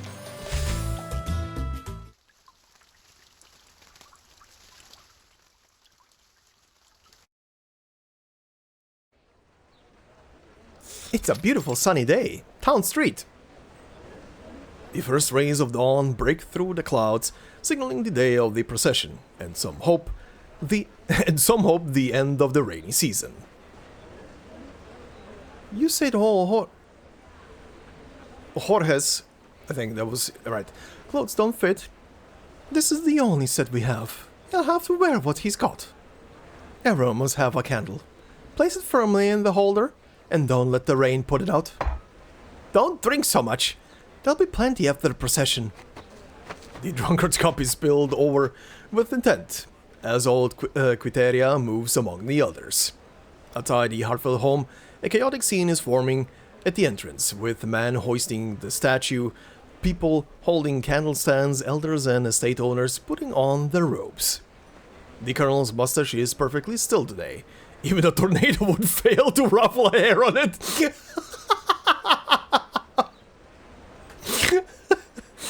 I don't know why that is so funny. Anyway. When does the procession end? Good heavens, you're thinking of the end before it's even begun.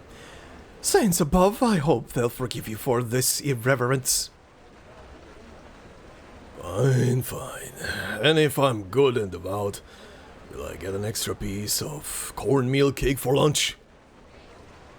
If you don't cause trouble, you can have as much as you want.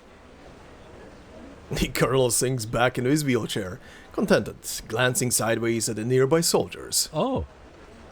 You know, you're the most beautiful girl I ever laid eyes on. Please, might I take your hand? Oh dear. Oh dear, but please don't say that. My hands are covered in fish cuts. Even so. Even so, they're still the gentlest I have ever held.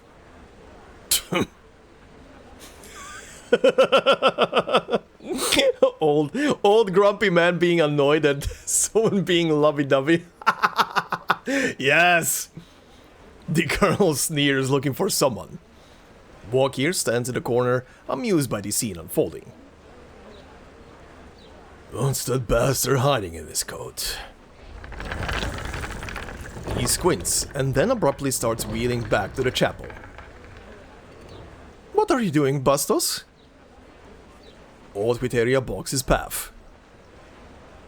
None of your damn business. The procession is exactly my business, Colonel. Now please, get back into line. Watch out! Uh-oh. Nala rushes out from the home carrying her microphone, tripping up into a tangled mass of cables. Quiteria steadies her. Don't worry too much, dear. I know today is your first time leading the procession. Quiteria untangles the wires and hands the microphone back to her. Oh, me? Worry? Over this trifling thing? I'm hardly nervous at all. Sure. That's good. Well, just a tad worried. There are some sentences in the speech you wrote down that I don't know, that I understand. I still have yet to memorize everything perfectly. No problem. I'll hold the script for you. Just watch my lips. I'll say a line. You repeat it. Great. Who brought these geese here? How's the procession supposed to move? The neighbor driving the geese shoos them, but the grey and white geese seem to have their own plans. Whoa. They're acting really strange. They won't listen at all. He shouts at old Quiteria, who waves him off, signaling him to handle it. Golden ornaments, towering statues, red robes, purple headpieces, blue macaws, and the mingling scents of meat and osmanthus fill the air. Everyone around has been utterly absorbed by the pageantry. Nala walks through the crowd, crouches down, and picks up a white goose. It's okay. Be a good goose and come with me. Goodbye, goose? She holds the white goose, and the other geese obediently line up behind her. The clock strikes the hour, and everyone turns to look at the distant bell tower commemorating Saint George, the Dragon Slayer. The procession begins. I've never seen such a spectacle. Last time there were this many people was 5 years ago, at the cockfight. That shows how many people want the rain to stop. Everyone's praying with all their strength. Let us pray that the saints above see our work here and bless us. The procession moves from one home toward the square, with more and more people joining in, holding candles. Oh wait, did it say from one home or the home? From the home, okay, sorry. Nala leads the line of white geese at the front, humming softly. At the same crossroad, when the warm days grow cold, leaves are falling down to the ground. Yeah, her song. People in the procession begin singing along quietly. Oh god, I'm not singing this. Fire can't burn down. My past into ashes. I'm not even gonna attempt this. This is gonna be horrible if I do. By now, more and more join in, their voices growing louder. The procession reaches San Sebastian Square, where the grand statue lies. A beam of light shines on the statue, and Nala stands before it. Old Quiteria waves from the crowd, mouthing the words to her. Watch my lips. Follow along. Nala nods, watching old Quiteria's lips. A strange thought strikes her. Suddenly she realizes she has never seen snow. Okay, that came out of nowhere. Sure. Hello? Everyone, hello. The microphone squeals and the crowd murmurs. Hello, can you hear me? Yes. I don't know why that voice... that voice line. Oh, yes. Sure, old man. Sorry, I've not spoken in front of this many people before.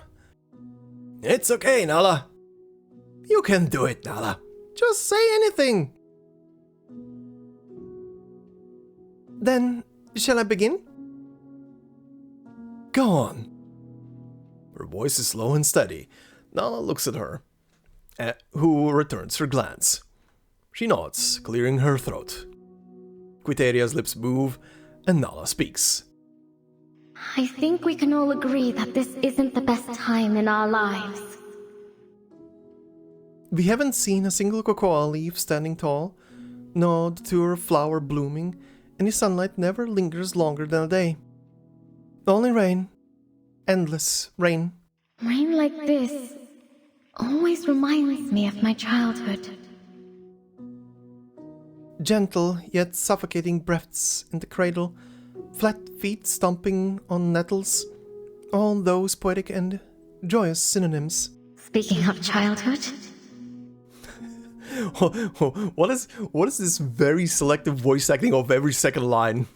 That is very funny. She smiles to herself. Did we really have the wonderful childhood we imagined? Things always seem more beautiful and grander when they're viewed from a distance.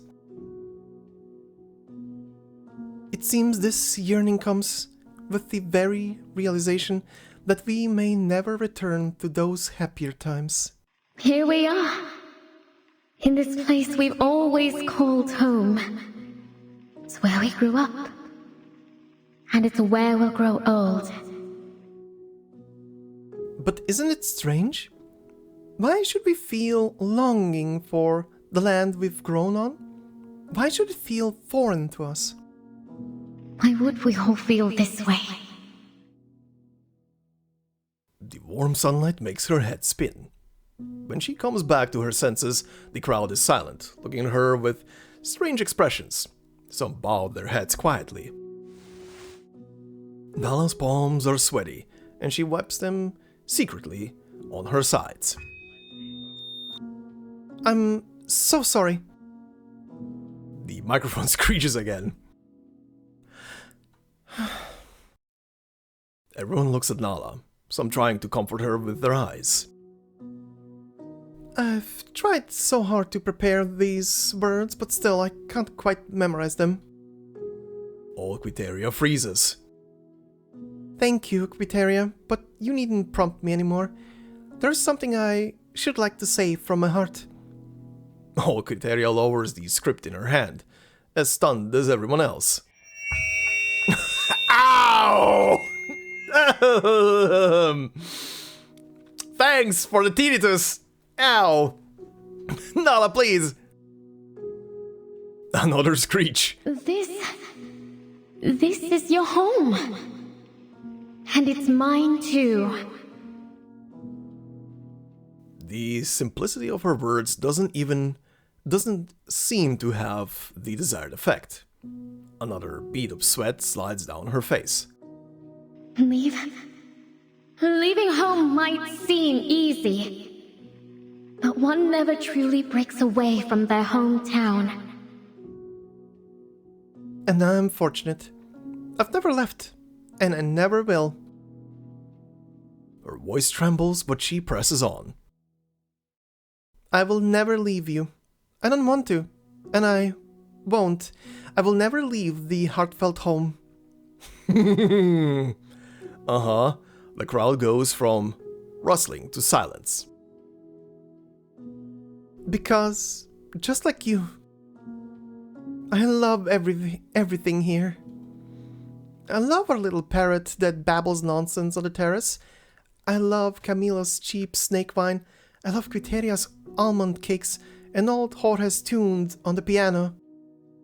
The bright red roses and fragrant lilacs, the toucan's call, and this golden land of cocoa trees at sunrise.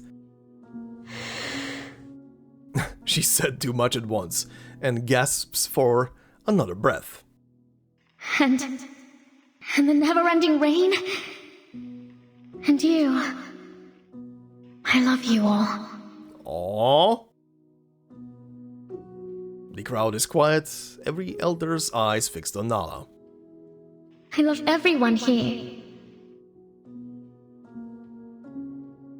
Uh-huh. That silence.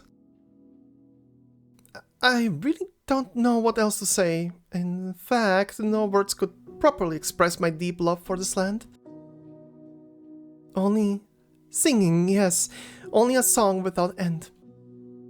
She pauses. So let's sing. Let's all sing. Sing together and keep on singing. Even under the shadow of war, we will keep on singing till the day the sun shines upon us again. The crowd roars up to join her, their voices mixing with the intense scent of almond blossoms filling the air. They feel dizzy, joyful, confused, angry. Oh dear. Did you hear that? Nala said she won't leave. Nice. Yes, well, we don't have to worry about losing her. Oh, what was I thinking? Of course she wouldn't leave us. Okay, the crowd cheering Nala, Nala. We love you. Aww. Well, this is gonna be painful at the end. Oh no, this is gonna be painful at the end. Oh. You're a saint, an angel, oh Nala. Oh no. I can see the end. I can see the last two stages of this thing. Oh god. Uh-huh. Oh, we're back to the view from a barrel. Anjo Nala, Anjo Nala, Anjo Nala, Anjo Nala. Okay, the crowd is cheering. Everyone, the elders, food vendors, idle gamblers, estate owners, and their workers. The children of the choir. Everyone is lost in this revelry, and at the apex of it stands the angel bathed in sunlight, holding a white goose, looking at the world. Then it's true. She is exactly who I suspected. That seductive power in her voice, making those who love her adore her like a goddess. A succubus. He is hunting her. Thank heaven, finally my wait is rewarded. It seems this place truly is a blessed land. He is in tears. Holy shit. The flames fade away as she falls back, plunging into darkness. Lights, parties, graceful figures, chewing gum, gunfire, bullet casings, rats in the sewers, chanting, the scent of breakfast ash in the ashtray. Coughing, newspapers, the universe, a toucan in a dream, day after day of rumbling thunder and drizzle. And an unexpected question. Sister. Why?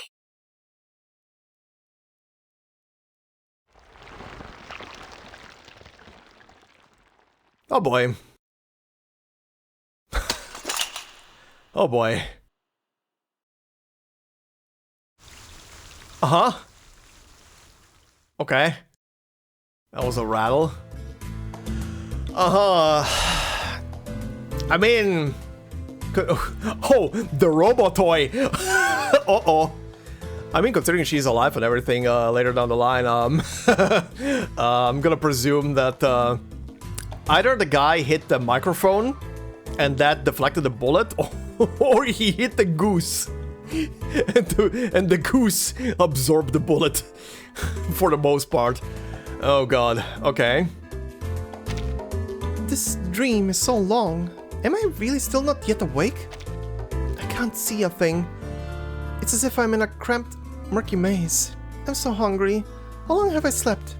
My body feels so heavy. Why can't I leave? I'm so dizzy, so exhausted. Okay. Oops. I wanted to scroll around the thing, but I don't think I can while this thing is up. Where are we going?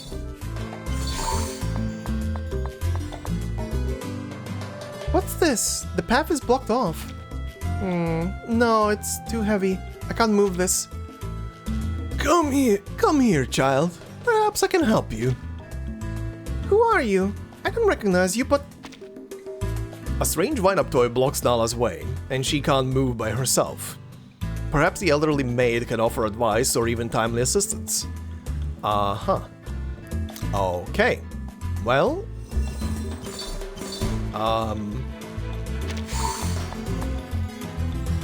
Your voice is familiar, like an echo from a long-lost memory.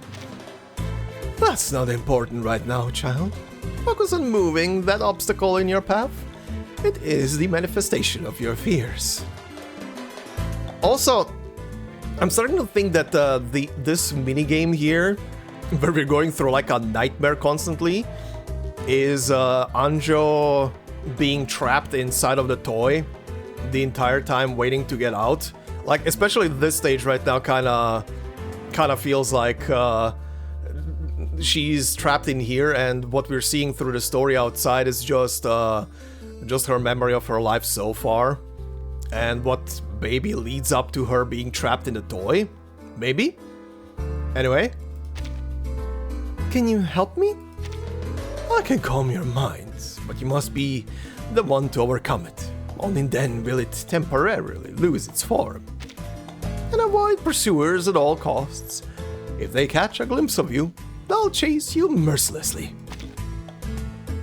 With pursuers caught on her tail, Nala must be even more cautious in her movements. Luckily, they are not as fast as Nala. Okay. Oh, this guy. The slower beasts fall right into these traps. You, on the other hand, seem to be more cunning than they are. I'm not the naive prey you imagined, ripe for your slaughter. It doesn't matter what you think. There's still a hefty bounty on your head. Either give up or try to outrun my bullets. Pick one. I choose neither. Oh yeah, the guy is so slow. Success! Okay, well, this is very interesting. Stage 7, Blood-Soaked Earth.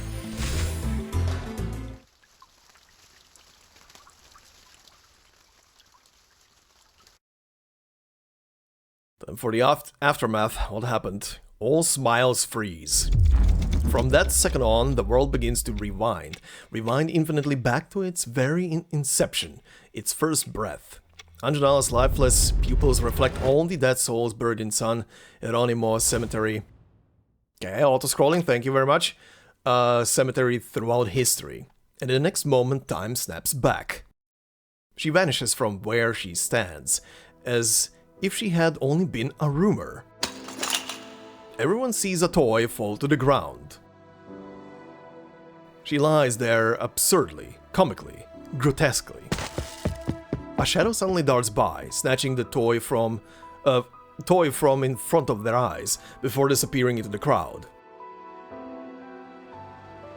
Okay. Where did she go? What just happened? What the hell? It was a shooting! I heard a gunshot! The furious crowd is unable to contain their rage. They rush toward the nearby soldiers. What are you doing? The soldiers in the crowd shouldn't shoulder their rifles in unison. Stop there! Stop there! Stand down! Anyone moves, I'll blow their brains out! No one dares. Even the flames on the candles seem to hold still. You're all guilty of harboring a fugitive. But as you allowed us to rest and heal in your quiet little town, the captain has decided to show you mercy. The soldiers holding their guns fall back toward a singular point, their escape route taking them toward a palm grove beyond the square. Oi, kid! The colonel's voice is hoarse as he rolls out from the crowd in his wheelchair. Put down that gun, or shoot me. There is a menace in the words that shocks the soldiers, who back away cautiously, whispering amongst themselves. What's wrong? What's wrong? Does he have a gun? No way. No way, he couldn't have a gun. Then why is he... The soldiers keep their eyes fixed on the colonel. Hand over your gun, or everyone dies here. I'm not carrying a damn gun. Then raise your hands and go back. Why? Why? Why? Because I do have a gun. So what?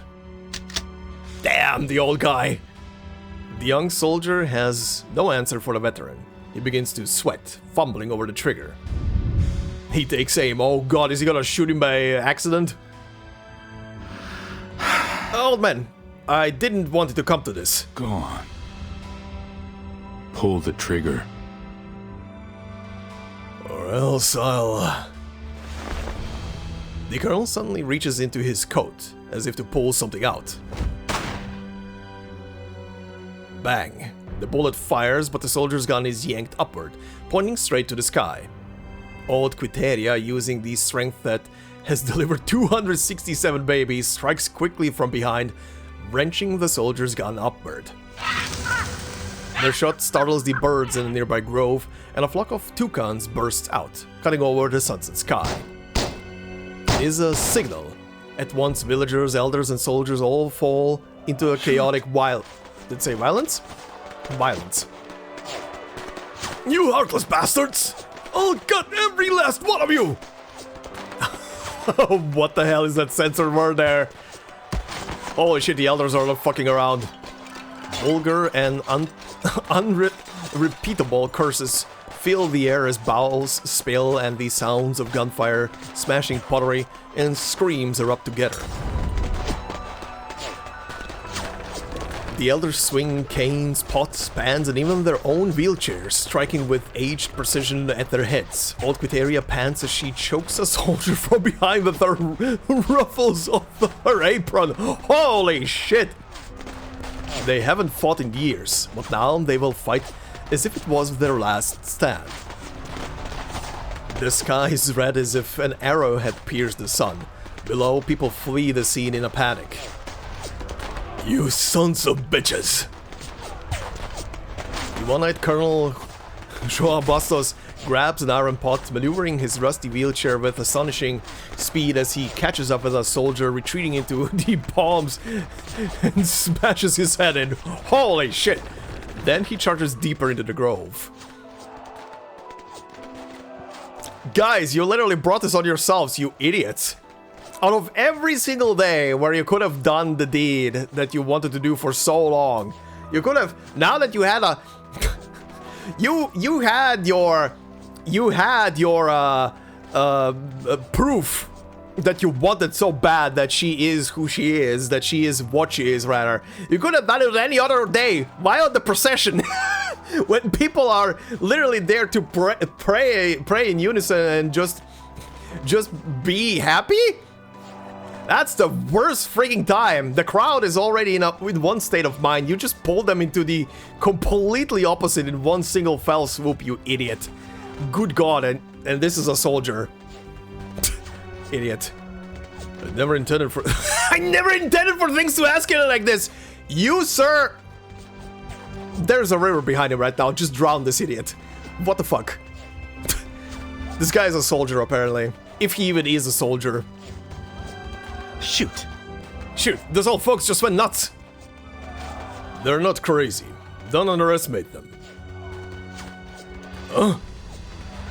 The colonel's single eye catches a familiar sight. Hey! It's the colonel! He's coming after us! Walkir stands still, giving no reaction to the soldier. Captain? You men go ahead. Go on, I'll handle this. Vamos. He waves the wind-up toy in his hand. Oh, that was fast. He waves the wind-up toy in his hand and walks toward the colonel. She wasn't just a caregiver, Colonel. He seems pleased with the colonel's expression. She's a demon. Meanwhile, just beyond the grove, the square is filled with screams. Whoa. That was the worst. That was the worst sound bit to take for that one. Anyway, old Quiteria swings her cane at a soldier, one she had only just patched up, hammering down on his bandaged leg. Look, she fixed him, she has all the right to break him again. Is all I gotta say. Ugh, that crack. Matahari's sister, Nalahari. Oh yeah, we're bringing that back, okay? No mercy. You hear me? I will break you just the same as I healed you. That's what I just said. Hell yeah, these old folks. Let's go. Old Jorge grabs a soldier by the hair, dragging him to the fountain. Under the gaze of the Dragon Slayer, he holds his head underwater until he stops struggling. Holy shit! With the battle going on between the government and the Foundation, her bounty will be worth more than every last bean of cocoa in this entire country.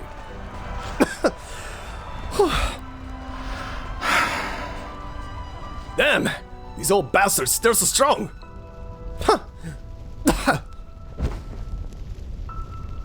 San Sebastian Square is covered in spatters and pools of blood as thick as heavy rain. The bodies of elders and soldiers lie scattered on both sides, facing up to the dimming sky. Her furious roar echoes in the sky, causing Mokir to pause. At first I wasn't sure. She looked familiar. I'd seen that wanted poster. Yes, who hadn't seen it? Such a beautiful face seemed almost like a fantasy. But I made sure that she was the girl on the wanted poster.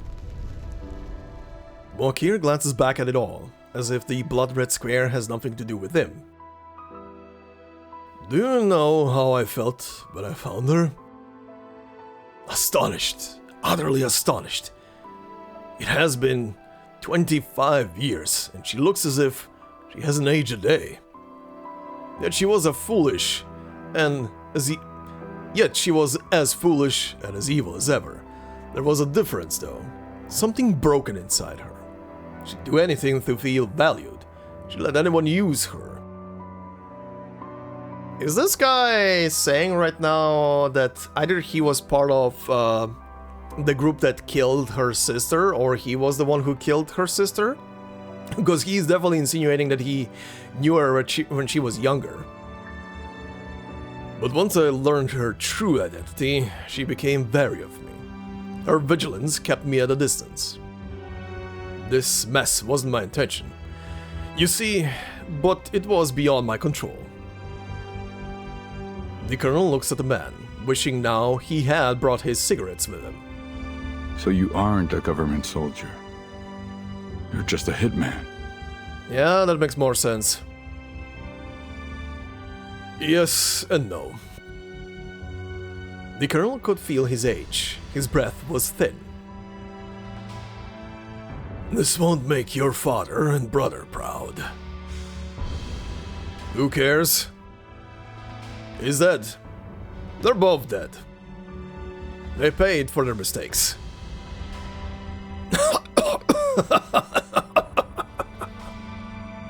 The colonel coughs twice, then bursts into laughter.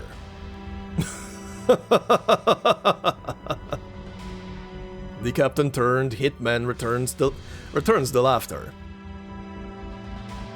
Now, let's call a truce. What do you say? I'll take my billions and leave, while you can continue living peacefully in your little welfare home.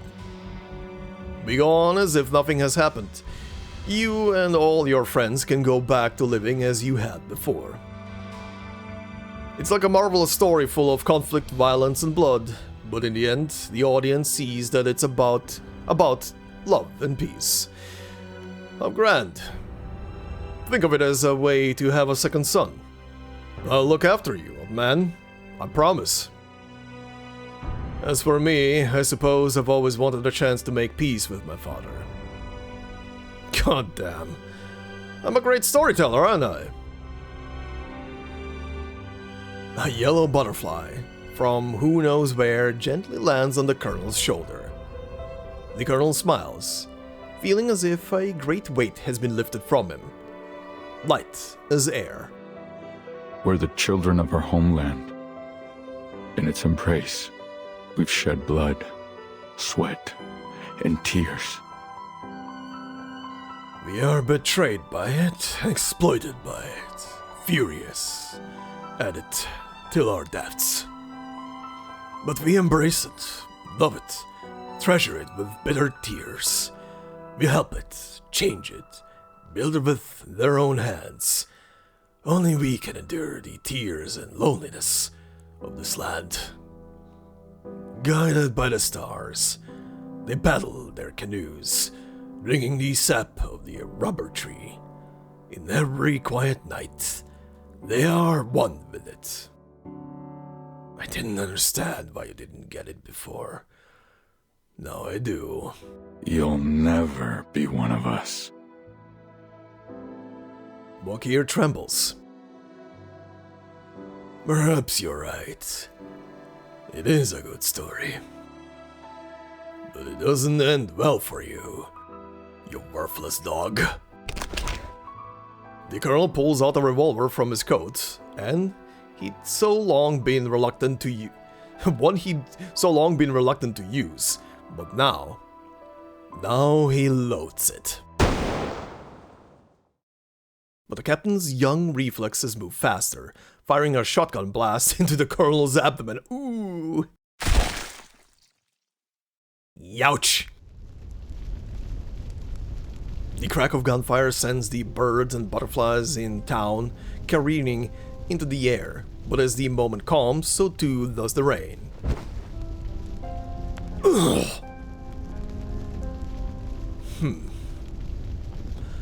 A worthless dog. Huh. Was that really the best an esteemed member of the Literary Society could manage?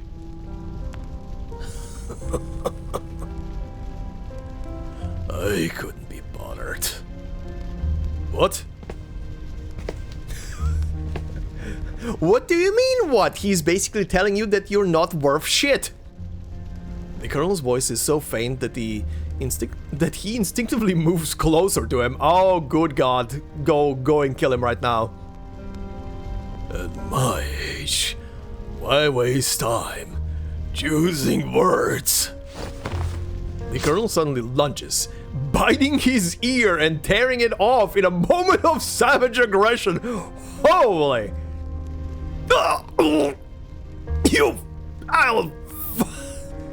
Oh, what the shit is that censor? Your whole family?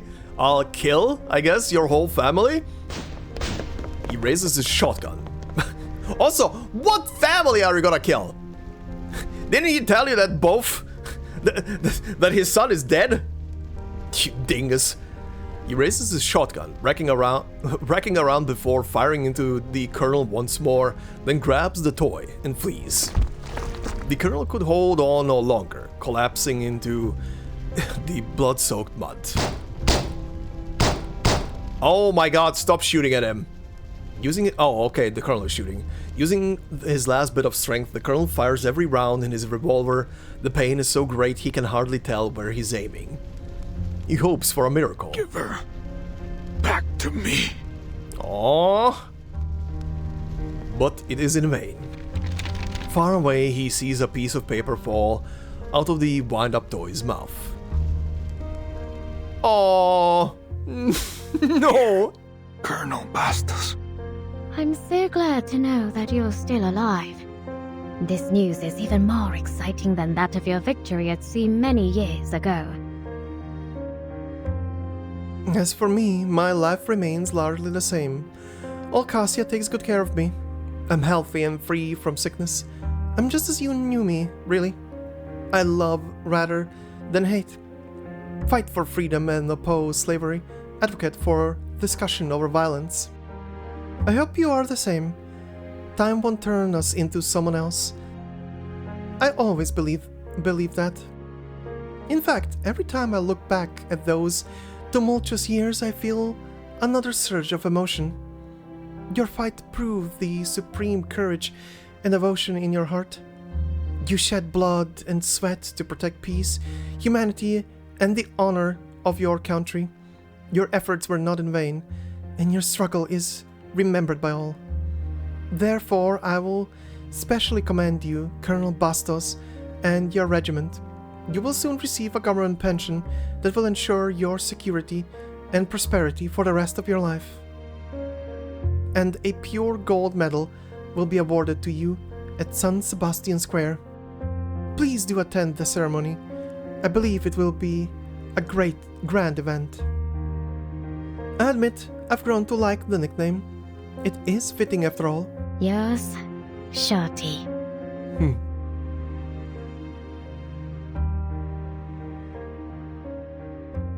The colonel lies in the mud, reading the letter, pain searing through his body in equal reaction to the cold numbness.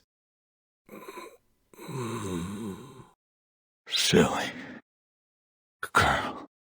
Yeah. So she basically kept that one letter and burned the rest as he instructed her. Aww. Shorty has been dead and buried for a long time. And I can't imagine he ever would have come around to that nickname. Oh, or is he insinuating here that she wrote this letter like it was Shorty or something?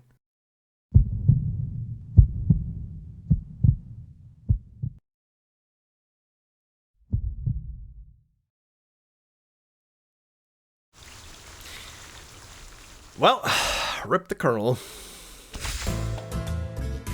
Bent out like a boss, but fuck that other guy.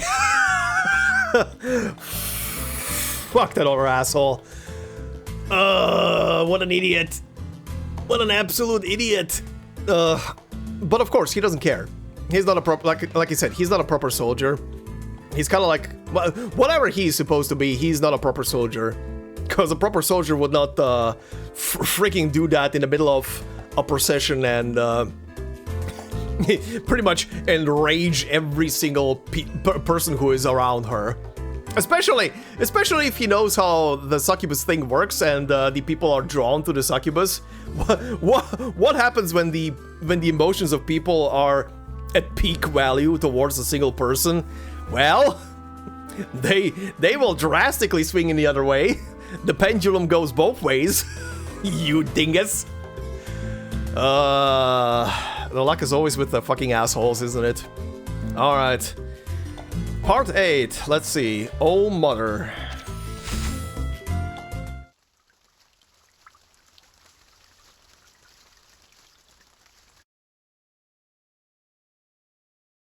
Ten years later. Okay, so the story essentially so far was... Okay. The story so far was leading up to how she's gonna get entrapped in the tiny little toy, I guess. And now we're gonna approach more present times. Okay, a song. Fire cannot turn the past to ashes even now. Even now. Even now. Even now. Okay, it's stuck. The record's stuck. It just keeps repeating that last line. Okay, he's hitting a jukebox. Stop hitting it. Doesn't matter how hard you hit the player, she isn't going to hop out and sing for you. What's the difference between her singing on the record and singing outside? Well... Old fool, your brain must be broken. Everyone, pack up. It's time to go. A group of elders in black move slowly toward the cemetery, with Lord Kiteria at the front. Each band's down, pressing their hands to their backs, and places their bouquets on the grave. Old Cinder, old Jorge, old Otalia, old Dos, old Bastos. Lilies cover the freshly dug soil. The soul within awaits their song. Old Quiteria leads the singing.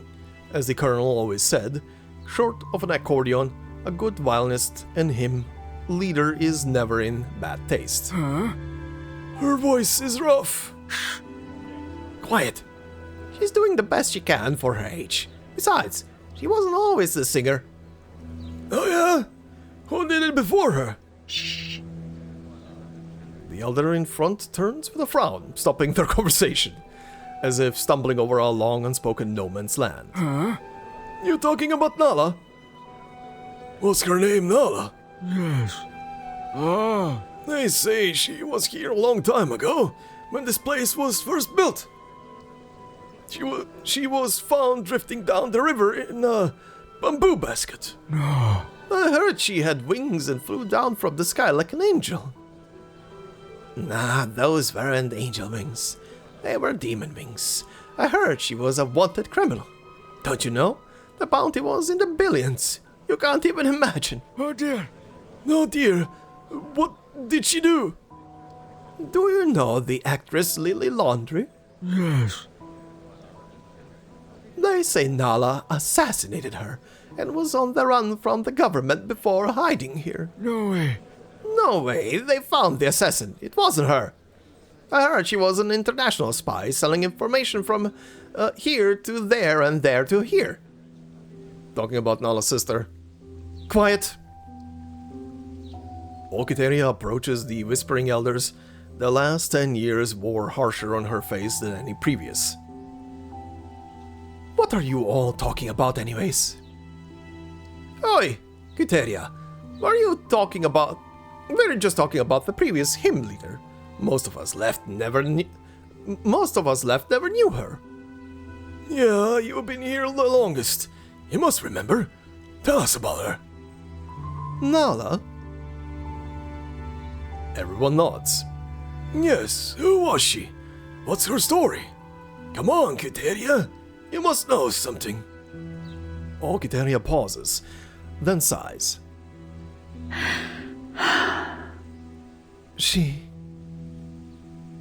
Trying to remember isn't easy.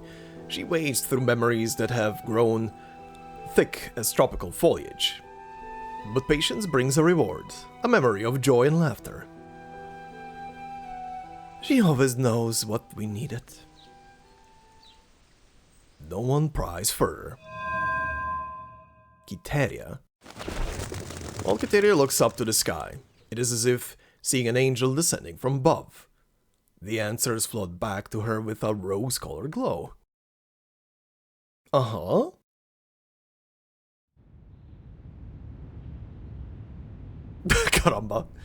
Caramba, what is happening? I just bought these chickens from the market the other day, and now they're all gone. That's the third time this month. Calm down. Calm down. Probably some mangy dog sneaking in during the night. Well, we'll see about that. I'm going to find out just who's responsible tonight. Be careful. You don't get bitten by a weasel. Those things can swallow a whole chicken without leaving a trace. We had a weasel problem back home. I caught it in a week. They're no trouble. Damn, Quiteria is badass. Then go ahead. Everyone's still waiting to try your chicken stew. Okay, we're going through a flashback where Quiteria is gonna find Nala. Night falls. All Quiteria stays awake, waiting for any movement in the chicken coop. Finally, the first chicken's squawk sends her rushing to the coop. All Quiteria holds a lantern, searching the ink-black night for the source of the commotion. Ugh. In the light, she sees a disheveled girl with a chicken's foot sticking out from her mouth. So, you're the little weasel stealing our chickens?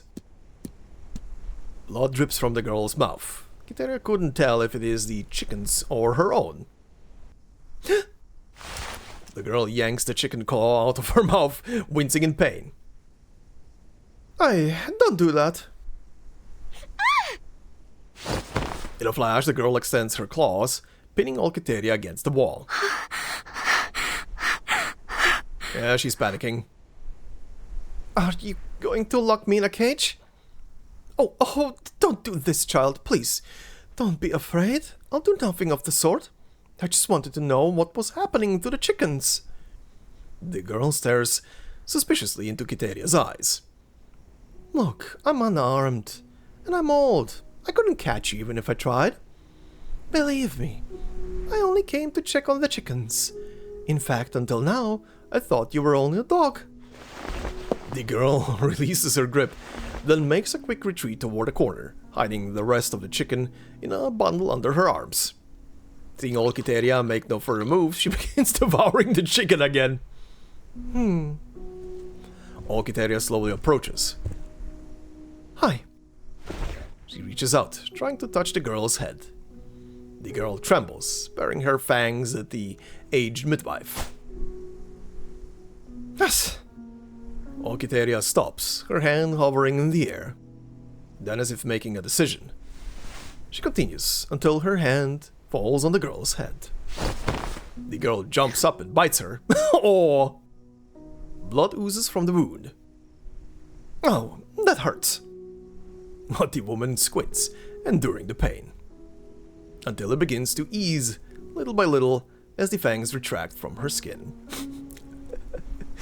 Literally like trying to tame a wild animal. The girl lets go, and Quiteria returns her hand to the girl's head once more. Neat girl, eat more, you look starved. The girl stares at Quiteria, then lowers her head and quickly finishes the chicken. She kneels and wipes the girl's face clean. We don't dine with our hands here.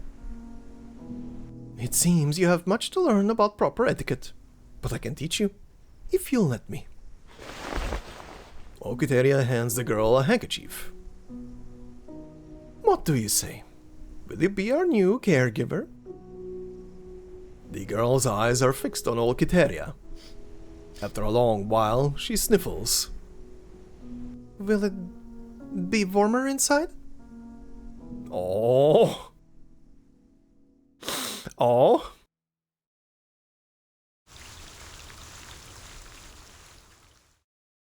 That was... that was... Wait, is that it for a story? If this is red, this can't be story, alright? Huh? Hunters and Prey? Oh, okay. I guess this is not story anymore?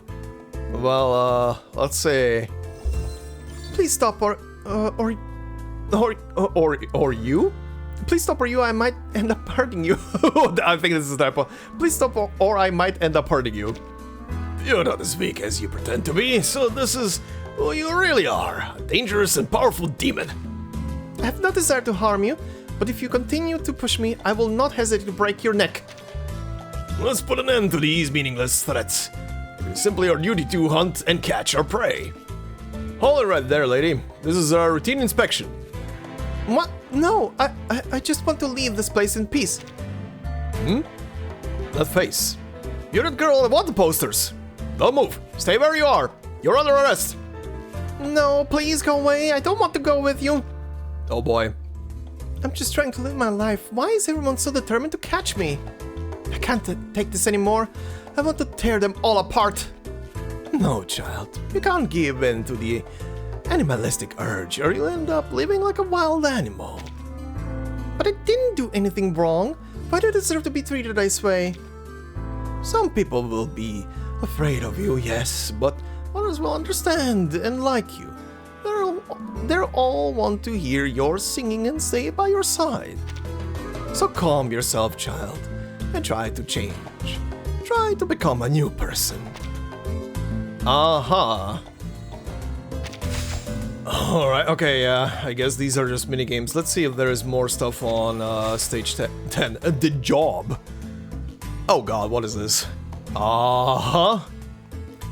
normal NPCs, 2 robots. Okay. And at least one pursuer. Oh, are you here to lock me up? The St. Paulo Foundation has issued an arrest order for succubi. I'm just following orders. Oh, this character is from the St. Paulo Foundation. But why? I haven't done anything wrong.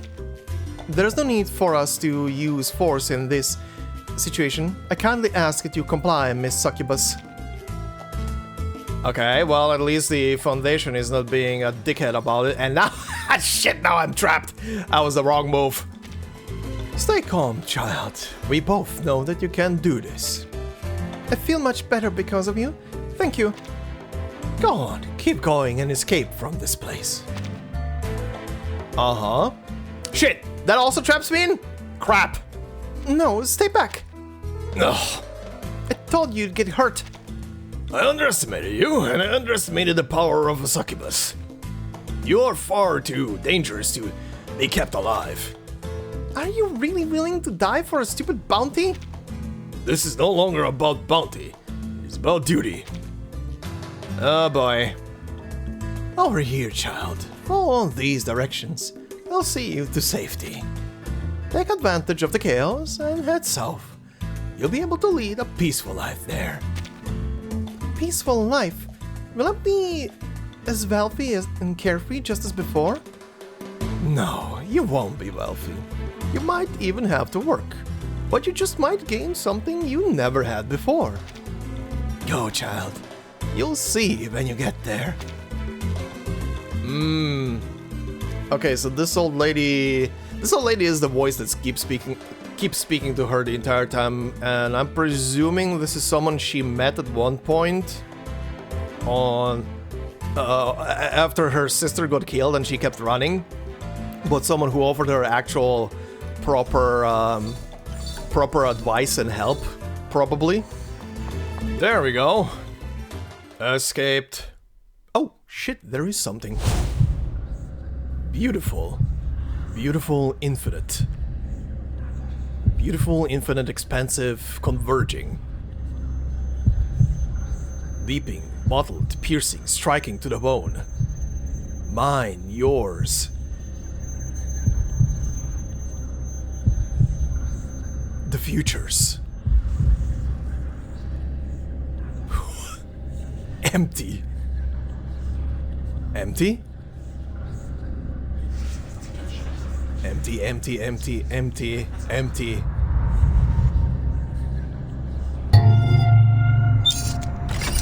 Hi. Gulp. Gulp, gurgle, gulp, thump, thump, thump, thump, thump.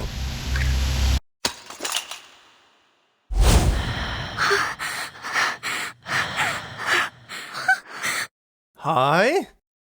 You okay there, sweetheart? Success! Oh, that was anticlimactic. Success! What the shit? What the shit? Okay. Uh-huh. What the shit was that last bit? Uh-huh. Interesting. Interesting that they hit actually a cutscene at the very end there. But okay. Okay, this was definitely a sad story. Holy shit, that girl was a badass. Okay, well, you guys were saying, like I said at the beginning, to listen to the song Goodbye, I believe it's called, which is Anjo's song. Like I said, I believe I listened to that song way back when I finished chapter 8. I believe, at least. I guess I'm gonna remind myself right now, but usually when it comes to songs, don't really have strong reactions outside of just vibing to the songs and listening to them. So I think it's a short song. We're just gonna listen to it, and then I'm gonna talk. Deal? Deal. Let's go. Alright then, I will leave my mic open over the song, but I'll try not to talk too much over it. Or probably not at all. Let's go. When the twilight fades away, the winds howl a wistful tune. Nothing gold can stay. We paint the sky with dusk in the silence of dark. All right, I see.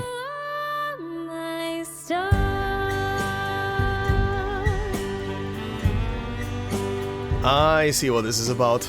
At the same crossroad, when the warm days grow cold, leaves are falling down to the ground. Fire can't burn down my past into ashes by now.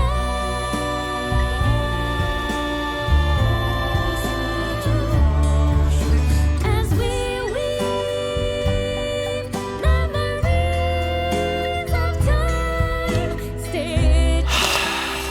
Stop it! Stop it! Stop it! Stop it right now! Remember deeply the first kiss of our love.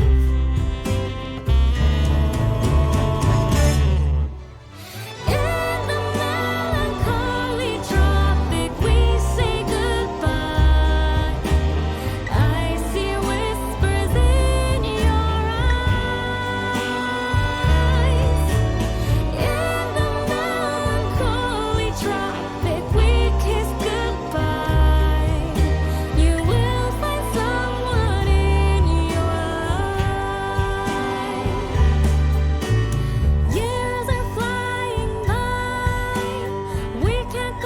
Oh, hi there.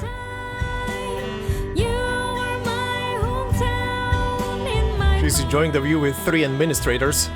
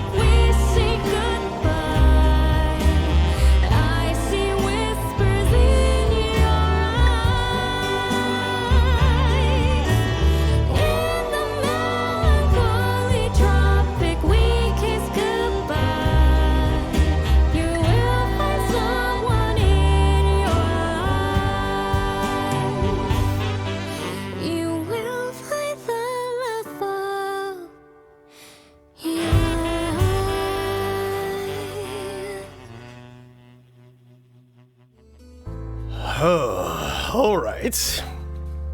Thank you for reminding me about that Sotheby and Duncan scene.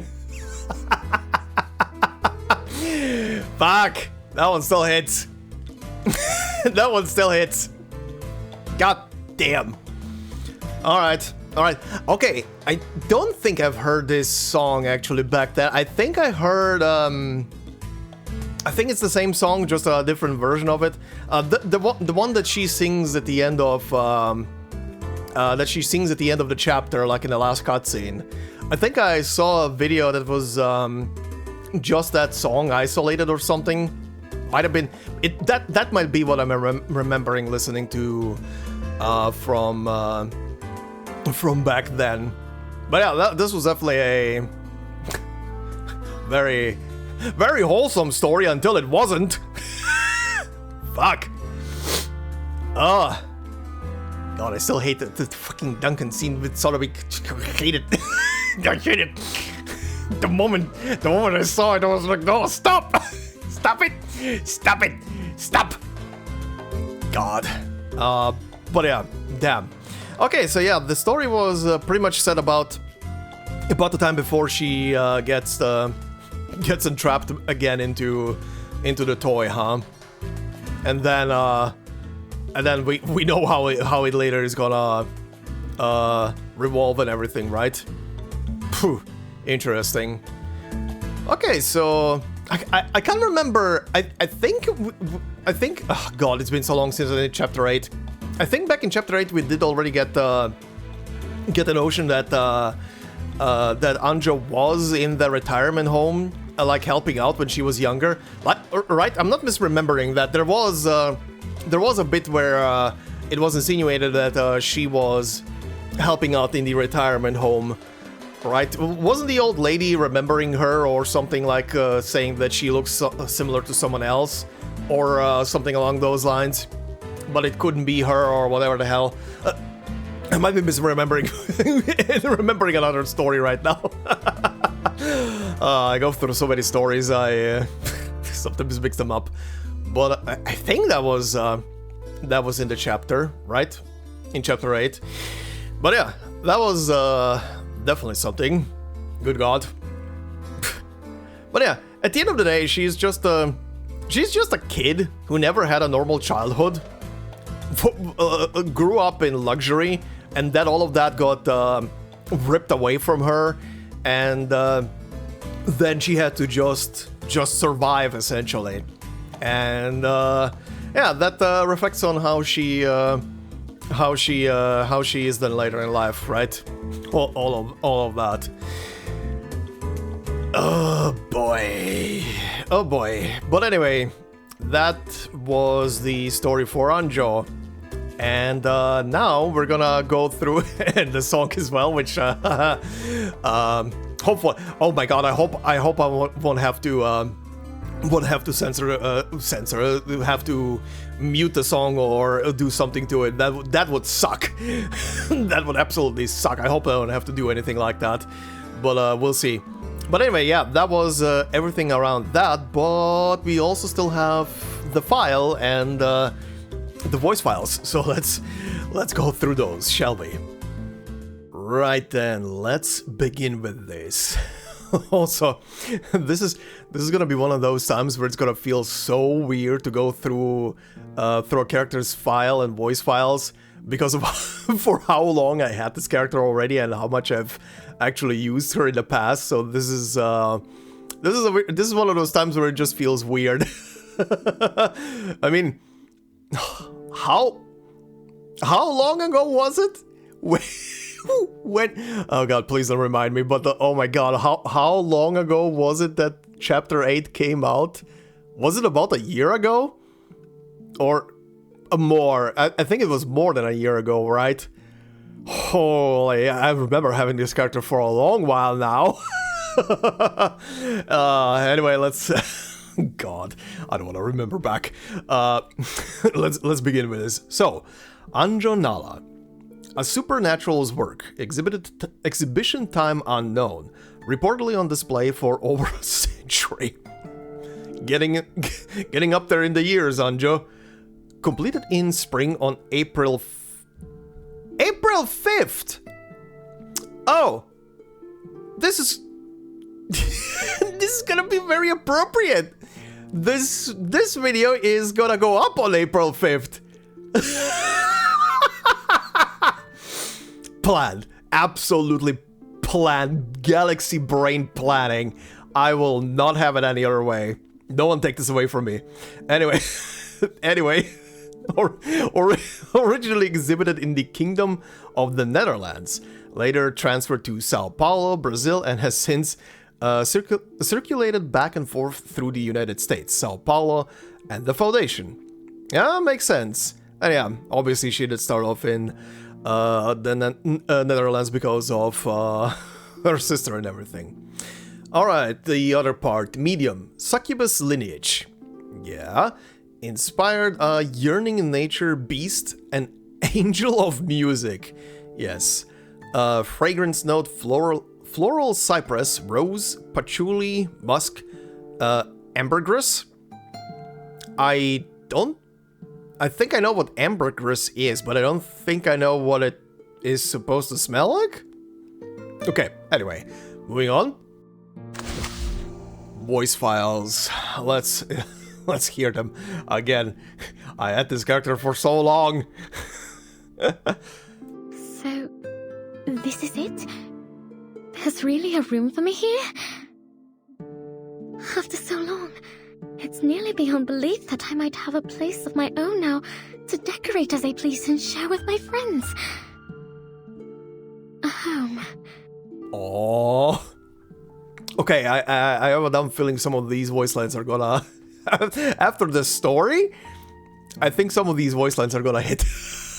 Just like the song. Anyway, suitcase climate. This is only a gentle sprinkle compared to Sao Paulo in the summer. The water would get so high that you'd just as well swim as walk to work. And the heartfelt home. It always took a thrashing. Old winter and I would have to mend the fences. Over and over. Damn. Does it really rain that much in Sao Paulo? Does it really get that bad? I know there are some regions in the world where, like, rainfall gets so bad that, you could basically just get a boat or a kayak and row the streets when it starts raining, when it gets to the rainy season. Pardon me? Did I hear you say the future? No, I'm excited to hear about it, but I am still a part of it, right? Good God, this girl is so traumatized of being cast aside and forgotten. Jesus Christ, I cannot even blame her for that. How many miles must I go till I see you again? 100, 3, 5, and more. No matter distance, I'll make my way back to you. Very pretty. Also, that just reminds me. Oh, that is also a voice line I heard because of, I think that one plays in the lobby. But also, how many of these voice lines have something singing in it? Oh boy. You said it yourself. This is my room, and I may do with it as I please. Sure. Well, well, don't you look like you've just had an adventure? Rough night? Or did you just have a little too much fun? Wait, you didn't have a party without me, did you? Maybe. Good morning, Master. I do hope you enjoyed your dreams last night. I certainly did. Concern? Also, I was editing a video last night. What? What do you mean? Perhaps you might consider leaving your door unlocked at night. No. Mama Alda always said, neither love nor hate should weigh you down. I wanted to tell her she was wrong. Oh, but her hugs were so warm at night. She had the loveliest scent, like lilac. Now, whenever I smell it, I think of her. Aww. This character is a bounce between wholesomeness and then the next sentence like, no, you will not. Anyway. Oh, that feels so lovely. Oh, there. And just a little scratch behind the horns too. What? Oh, would you possibly tend to my tail as well? What? What? Okay, moving on. Oh, you mean this old thing? We go way back. She was the only thing I managed to bring into that wind-up toy with me. I'm having whiplash. I'm having whiplash right now. What is this? What are these voice lines? What is this? going from something borderline horny to something absolutely wholesome in the next one. Good God, the two states of this person. Oh. What is it? Is there blood on my dress? Oh, I promise I've been good. And then we get something like this. What glamorous times those were. Food everywhere. All delicious, of course. And party after party. With new people and new excitements each day. All accented by the sweet aroma of desire. Okay, yeah. I must say, as a host, you are most generous and kind. Too much so, I say. It beggars belief that you ask for nothing in return for letting us stay here. Yeah, it's fine, don't worry about it. They told me you went to great lengths to negotiate for my freedom. I'm ever so grateful to you. Master, are you really this kind to everyone here? Yes, Vertin is. Don't overthink it. Succubus learn to pay close attention to their prey. Their body, their personality, their presentation, and their deepest desires. All this to say, I've encountered a most peculiar person indeed. One that defies all my prior understanding. Yeah? Who are you talking about? Considering you're addressing Vertin currently, supposedly addressing Vertin in these voice lines directly, who are you talking about? I simply cannot live next door to Argus anymore. I'm serious. Do you realize she still points that gun of hers at me each and every time we speak? Argus having full of PTSD. I don't blame her, but that is kind of funny, I'm not gonna lie. Can you imagine? You're in a hotel, next door is someone you absolutely hate, or, well, not hate, but someone you're super wary of. You exit a corridor at the same time, look at look at each other just like, just a knife behind your back like, I don't know what I'm about to do. It's kind of funny. Oh, also, the chit-chat line 1, is she addressing the... She may be addressing the first dude we see her with, the guy who was like completely transformed and was barely coherent at all. Is she talking about that person? Because that person definitely would be kind of hard to understand what the hell that guy wants. Because zero thoughts. I find myself conflicted about my sister. At times, I feel the deepest affection for her. Yet there is still anger. As time goes by, I think less and less about her. Yeah, that's understandable.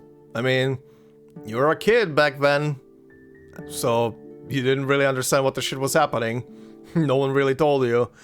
And then shit went down, and then as you get older, you start to understand what your family member was doing, and it kind of starts hitting stronger and stronger how much shit they got you into, right? Without you even knowing about it. Yeah. Your every desire is my command. Alright, these are gonna be lines I'm very familiar with. Which of these darlings shall we attend to first? Perfectly understood. Your end draws near. Shall I, master? Feel my dark embrace. Believe, mortals! Do have a little faith in me, master.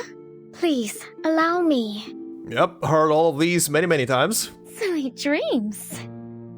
Hell's Gates! I look forward to punishing you! That one out of context.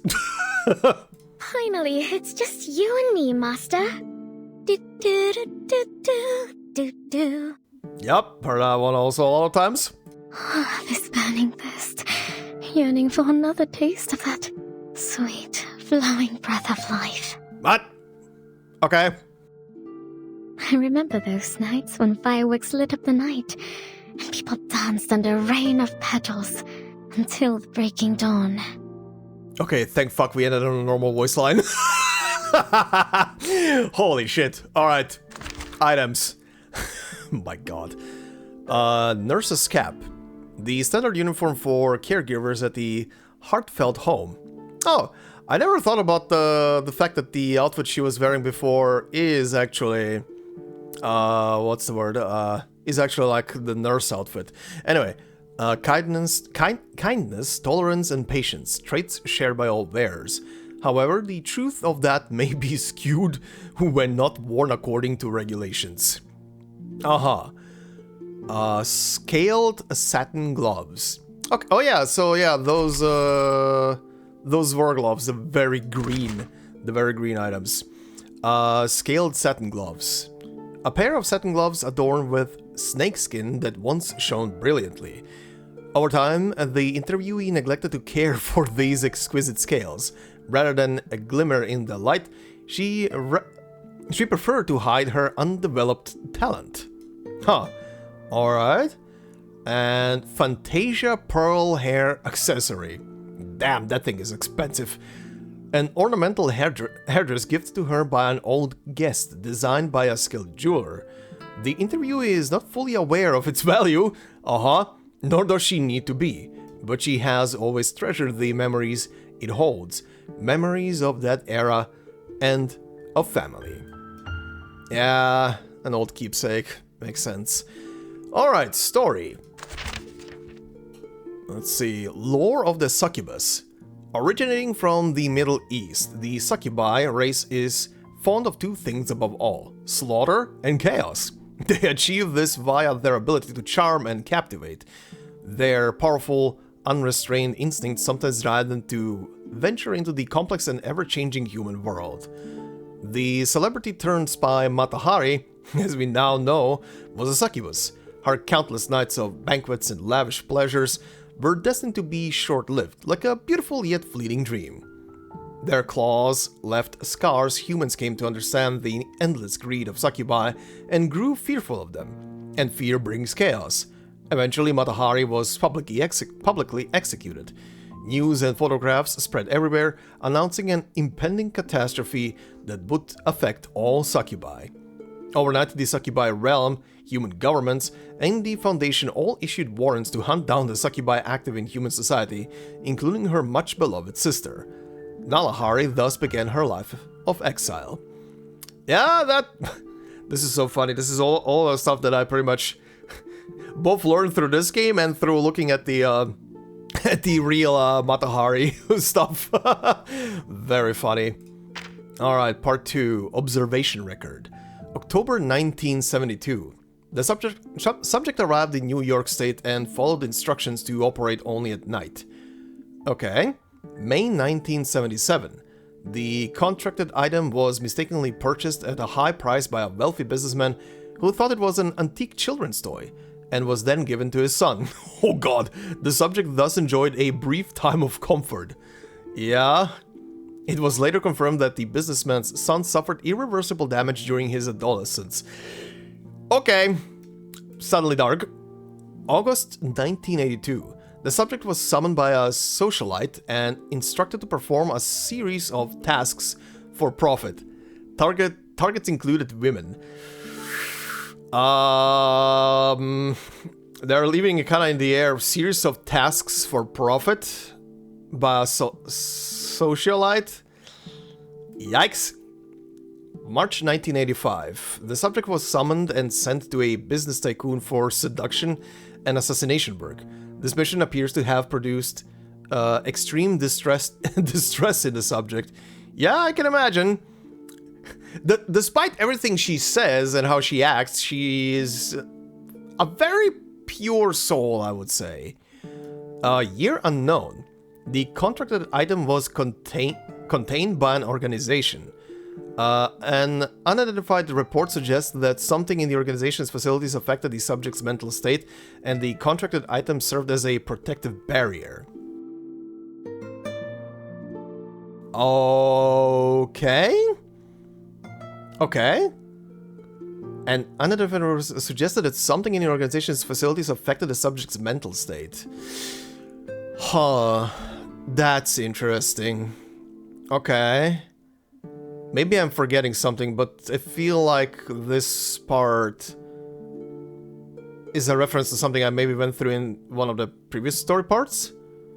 Something in the facility affected the subject's mental state. Okay. 1990. The subject declared themselves freed after an accident. This conclusion is yet to be verified. Yep, that's current time, I would say. Alright, interview. Dissatisfaction and ideals. Alright, starting with Pandora. A pile of faded wind-up toy fragments. Can you tell me about their story? No, I won't. That was not a toy, it was a cage. It was a seal with passages so narrow that I could barely crawl through their gaps. I could never learn how to crawl out. It sounds like you're lucky that you're even here, talking with me now. It's you who ought to feel lucky. If that ugly old thing was still in one piece, I wouldn't be sitting here talking to you unless it was by my master's command. So, did someone command you to accept this interview today? No, you must understand. My new master, or rather my partner, is a good friend. She told me that it was safe to do the interview. No big deal. She also said trying new things is part of starting anew. Using friendly communication in lieu of commands is a novel way of dealing with succubi, though it seems effective. What are your expectations for the future? I don't know. I've considered going back to the heartfelt home, though I also might just stay here. My friend has done so much to help me, so if she asks me for help in return, I'll do my best to assist her. As long as I can have a full meal from time to time, meal in quotes, meal from time to time, preferably some of that sweet, sweet flowing breath of life. I fully understand. Thank you for your time. Jesus Christ. Yeah, this is where... It's wholesome until it isn't. It's very wholesome until it suddenly isn't anymore. Good God. Right, but yeah, that marks that. So, next step, it's time to pull for Daddy.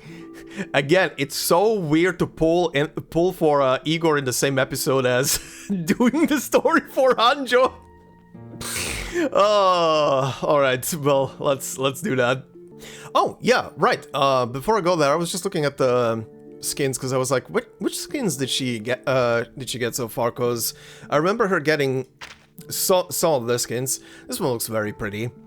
But yeah, this one does have a story. I've never read any of these, if I remember correctly. So let's see what this is. Anjo forbidden fruit. Man judge the fruit for a sin of their own making. Yeah. A bright red juicy apple hangs in the center of the Elysium. Nice, Elysium. Ignorant of its meaning, the starving take notice of it, growing just low enough to reach. Its color vivid, its scent sweet. A whisper curls through their ears, saying, "Take it." Because it hangs so tantalizingly close, because it draws every eye, the fruit is guilty of its own brilliance. Oh, by the way, this kind of reminds me now that they're talking about apples and everything. It's a weird thing, but I don't think until very, very recently I heard about this specifically. But a lot of the fruits, especially apples, that we pretty much consume on a daily basis, well, they weren't always as sweet and as succulent as we know them today. Apples were pretty, well, let's put it that way. They had a pretty different taste compared to what we're used to eating these days. These days we eat stuff that is that has been bred to be the way we prefer it, basically, over many generations. But anyway, continuing. There is no reason not to reach out. When the sweet juice blooms across their tongues, they feel the world lighten for the first time. The flavor enthralls them, and they hurry to taste more until a new thought takes root in their minds. This fruit will belong to me forever. This world has hidden delights that I am owed. Even as they drown in their blissful dream, they never realize that the urging voice came not from the outside, but from within. In the end, the fruit finds a branch where it can finally rest. At least here, no one will judge it for its sins. Alright. Interesting, interesting imagery that she got paired up with, the forbidden fruit and stuff like that. Kind of makes sense. kind of makes sense to pair up with that, with this theme, but yeah. Anyway, off to Igor. Oh, I haven't even seen this. What the shit is this? The Snow of Dusho? Huh? Select a character rate up, free summon times 10 daily, 100 in total? Huh? What? Oh. Okay.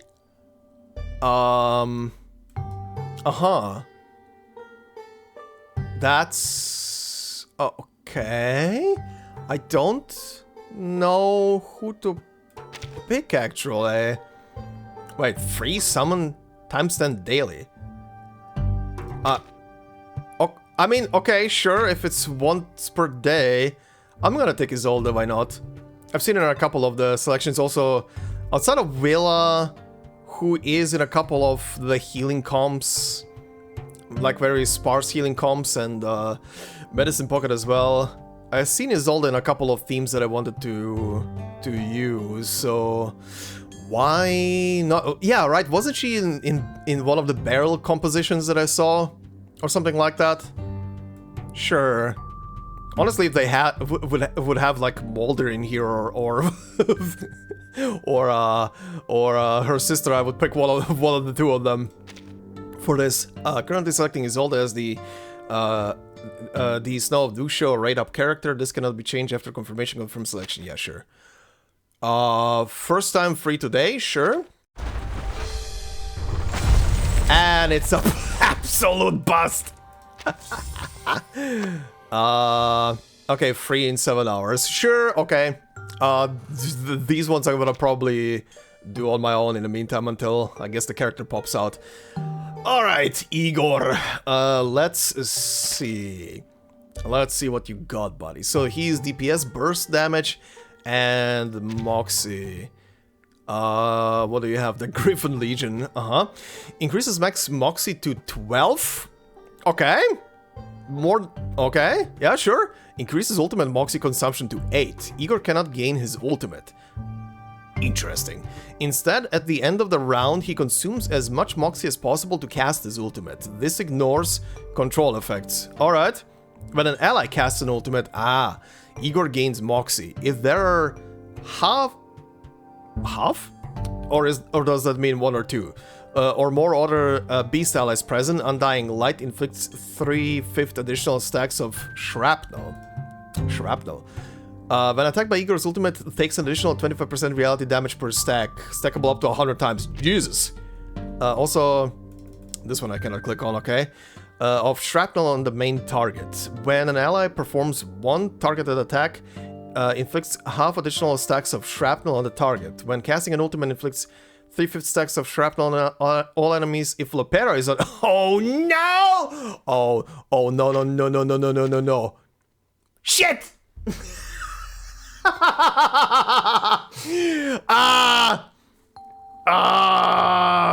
No! And Mulder was literally recently on the banner. No! I was legitimately thinking to myself, when they were rerunning Mulder's banner right before Igor, I was legitimately thinking to myself, she is gonna be on the team recommendation for Igor, won't she? Right? She's definitely gonna be on the same team recommendation. I mean, this is a family. If I would design a character that is basically the dad of 2 other playable characters, I would make them all work together as a unit. And I was thinking to myself, I should pull for Mulder, but I didn't. Shit! And now, well, I guess I'm gonna look out for the future if Lopera is gonna be on a banner. I do kind of want to have... I purely want to have them together because family. Shit! Why is... Huh? Did the music break? Why did they switch to menu music? Okay, there we go. What the shit? Why did that break? Anyway, where were we? If Lopera is on a team, she gains an additional critical damage plus 50% and inflicts 6 stacks of burn on the target before attacking. What the hell? When Lopera casts her ultimate, she distributes 1 stack of ritual bullet, incantation bullet to adjacent allies in front, behind. If, yeah, here we go. If Mulder is on the team, Mulder and Igor can reserve up to 5 excess Moxie each, replenished at the end of... Wow. They really want the 3 of them to be on the same team. Replenished at the end of each round if applicable. After Mulder casts an ultimate, grants Moxie +1 to Mulder, grants Moxie +2 to Igor, and inflicts 12 additional stacks of shrapnel. What the fuck? Attack 5% when entering battle. When entering battle, gains Moxie +2 for every other beast ally present, gains Moxie +1 up to Moxie +2. Oh, fuck. Why did I not pull for Mulder? Whatever. Knight's Command. The power of the Knight comes at a price he knows far too well. Gain 2 random types of bullet from Arsenal. 6 stacks for each type. Okay. Okay, Arsenal, there are 6 types of bullets in total. Piercing, penetrating, critical bullet, rupturing bullet, power bullet, and crippling bullet. Jesus Christ. And he can stack in 2 random types. Can he have all of them? Like, can he have a stack of all of these bullets? It's kind of crazy if so. Prioritizing bullet types not yet obtained for each... Okay, so yeah. For each type of bullet held, oh god, gains 1 stack of war simulation. The fuck is that? When casting an ultimate, for each stack of war simulation inflicts total enemy shrapnel stacks times 8%. Stacks of shrapnel on the main target war simulation can stack up to 10 times, remove after casting ultimate. What the shit? What the shit, Igor? Undying Light. My comrades who stood with me as we fought for the future are now but relics of the past. Mass attacks deals 500% reality damage to 2 enemies. Gain Moxie +1. After attacking, inflicts 9 stacks of shrapnel on the main target and inflicts lock-on them for 1 round. Igor's ultimate prioritizes the enemy with lock-on. Only 1 lock-on can exist on the field at a time. Okay. Neat. Galloping across the underworld, a path of no return. Mass attack, 900% reality damage to all enemies and deals an additional 900% reality damage to the main target. Damn! For each type of bullet held, increases this ultimate... this attack's ultimate might enhancement multiplier by 8%. For each stack of shrapnel on the target, deals an additional 25% reality damage, removes all shrapnel from the target after attacking. This attack ignores dodge effects. Oh my god, what the fuck? Okay. Okay, considering I obviously do not have either of these teams, what other teams work with Igor? I mean, it says Beast Allies, so I can imagine to some degree, but yeah. What other teams would work with him? Why does it break every time I go into that menu? Why does the music break? Anyway, Igor time, let's go. Summon times 10.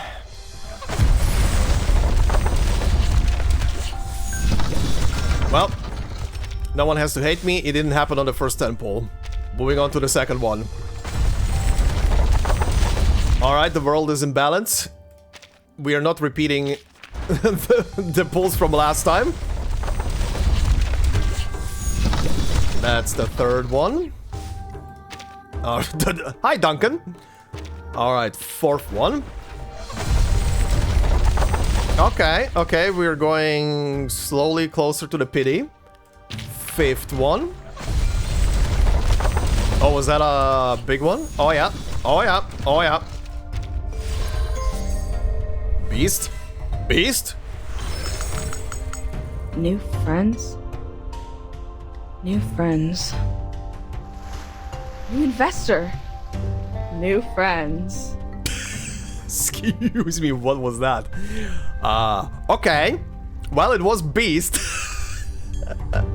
I'm happy that I didn't select Medicine Pocket on that selection banner. Well, that kind of works out. And hey, a new character that I did not have yet. Cool. Alright, sixth pull.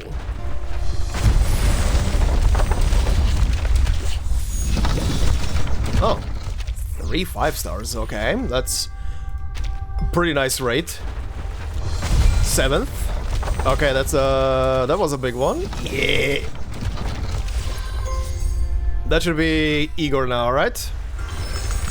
Yep. If I may, Timekeeper, we could have made good use of this suitcase to change the game, rather than merely hiding from the rain. That is something I have longed for.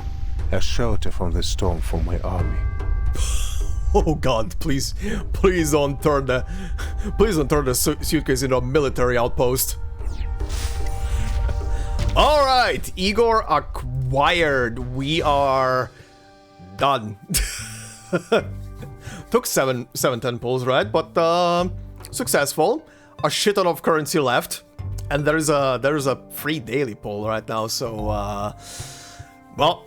At some point, Isolde will come home, I guess. Actually, just quick question. Do these stack? If these are stacking up, if I can, like, stack up the free 10 pulls and then just use them in the next video when I'm recording, I might leave the pulls for the next video. Unless they're not stacking up, then I'm just gonna be using them once per day when they refresh. But yeah. Anyway, Igor acquired. Feels weird still to summon for this guy, not just because it's Igor, but also because it's on the Anjo Nala episode. I'm kind of sorry. But yeah, I guess I'm gonna have to look out now for whenever Mulder and Lepera are gonna have like rerun banners, because I do want to have them on the same team, because they do look like they look like a team who can do quite a lot when put together. But yeah, I'm also curious what other beast characters would work well with them, because well, I guess, I mean, I have a good selection at least, but I don't know. I don't know what would work with him very well. But anyway, this will be it. This was an episode, alright. The story for Anjo was very interesting, very wholesome, and very sweet until it wasn't. as it always is with the reverse stuff. But yeah, was a very good story, honestly, overall, with the feels, the vibes, and everything, and just seeing her try her best. I mean, that entire retirement home was pretty much her her family. Every single one of those those old folks was pretty much a grandpa and a grandma for her that were just very supportive and very protective of her. But yeah, that all resulted in quite the tragedy as well at the end because of one single idiot. But what can you do? But anyway, next time we are gonna take a look at the story for Lopera. And after that, I don't know, the next patch is gonna be after that probably. And also I'm currently a tiny bit busy with the Arcanist stuff, so stuff is all over the place, as you guys might have noticed. But we'll see how the timetable is gonna be looking.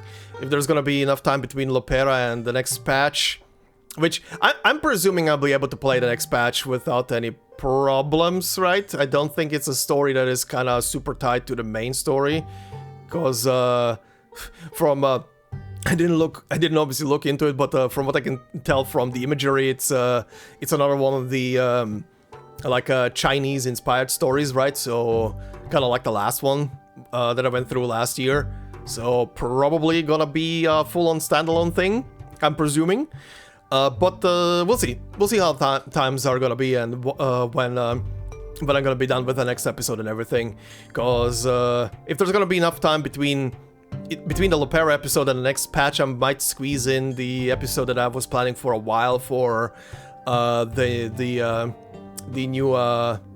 new minigame that has been hanging around for a while that I still haven't checked out and do its endings and everything in one single recording or one single episode and see the story for that one. But we'll see. We'll see how times are gonna go and what's gonna happen. But for now, guys, thank you very much for watching and listening. Hope you enjoyed. If you did so, please consider leaving a like. It would help out a lot. If you're new to the channel, consider subscribing. And if you want to support me more directly, memberships are open on the channal. And as I always say, no video will be behind a membership. It's purely there for support. So thank you very much to all the members already doing so. Much appreciated. And as always, I hope you all have a fantastic day wherever you are. And I will see you in the next one.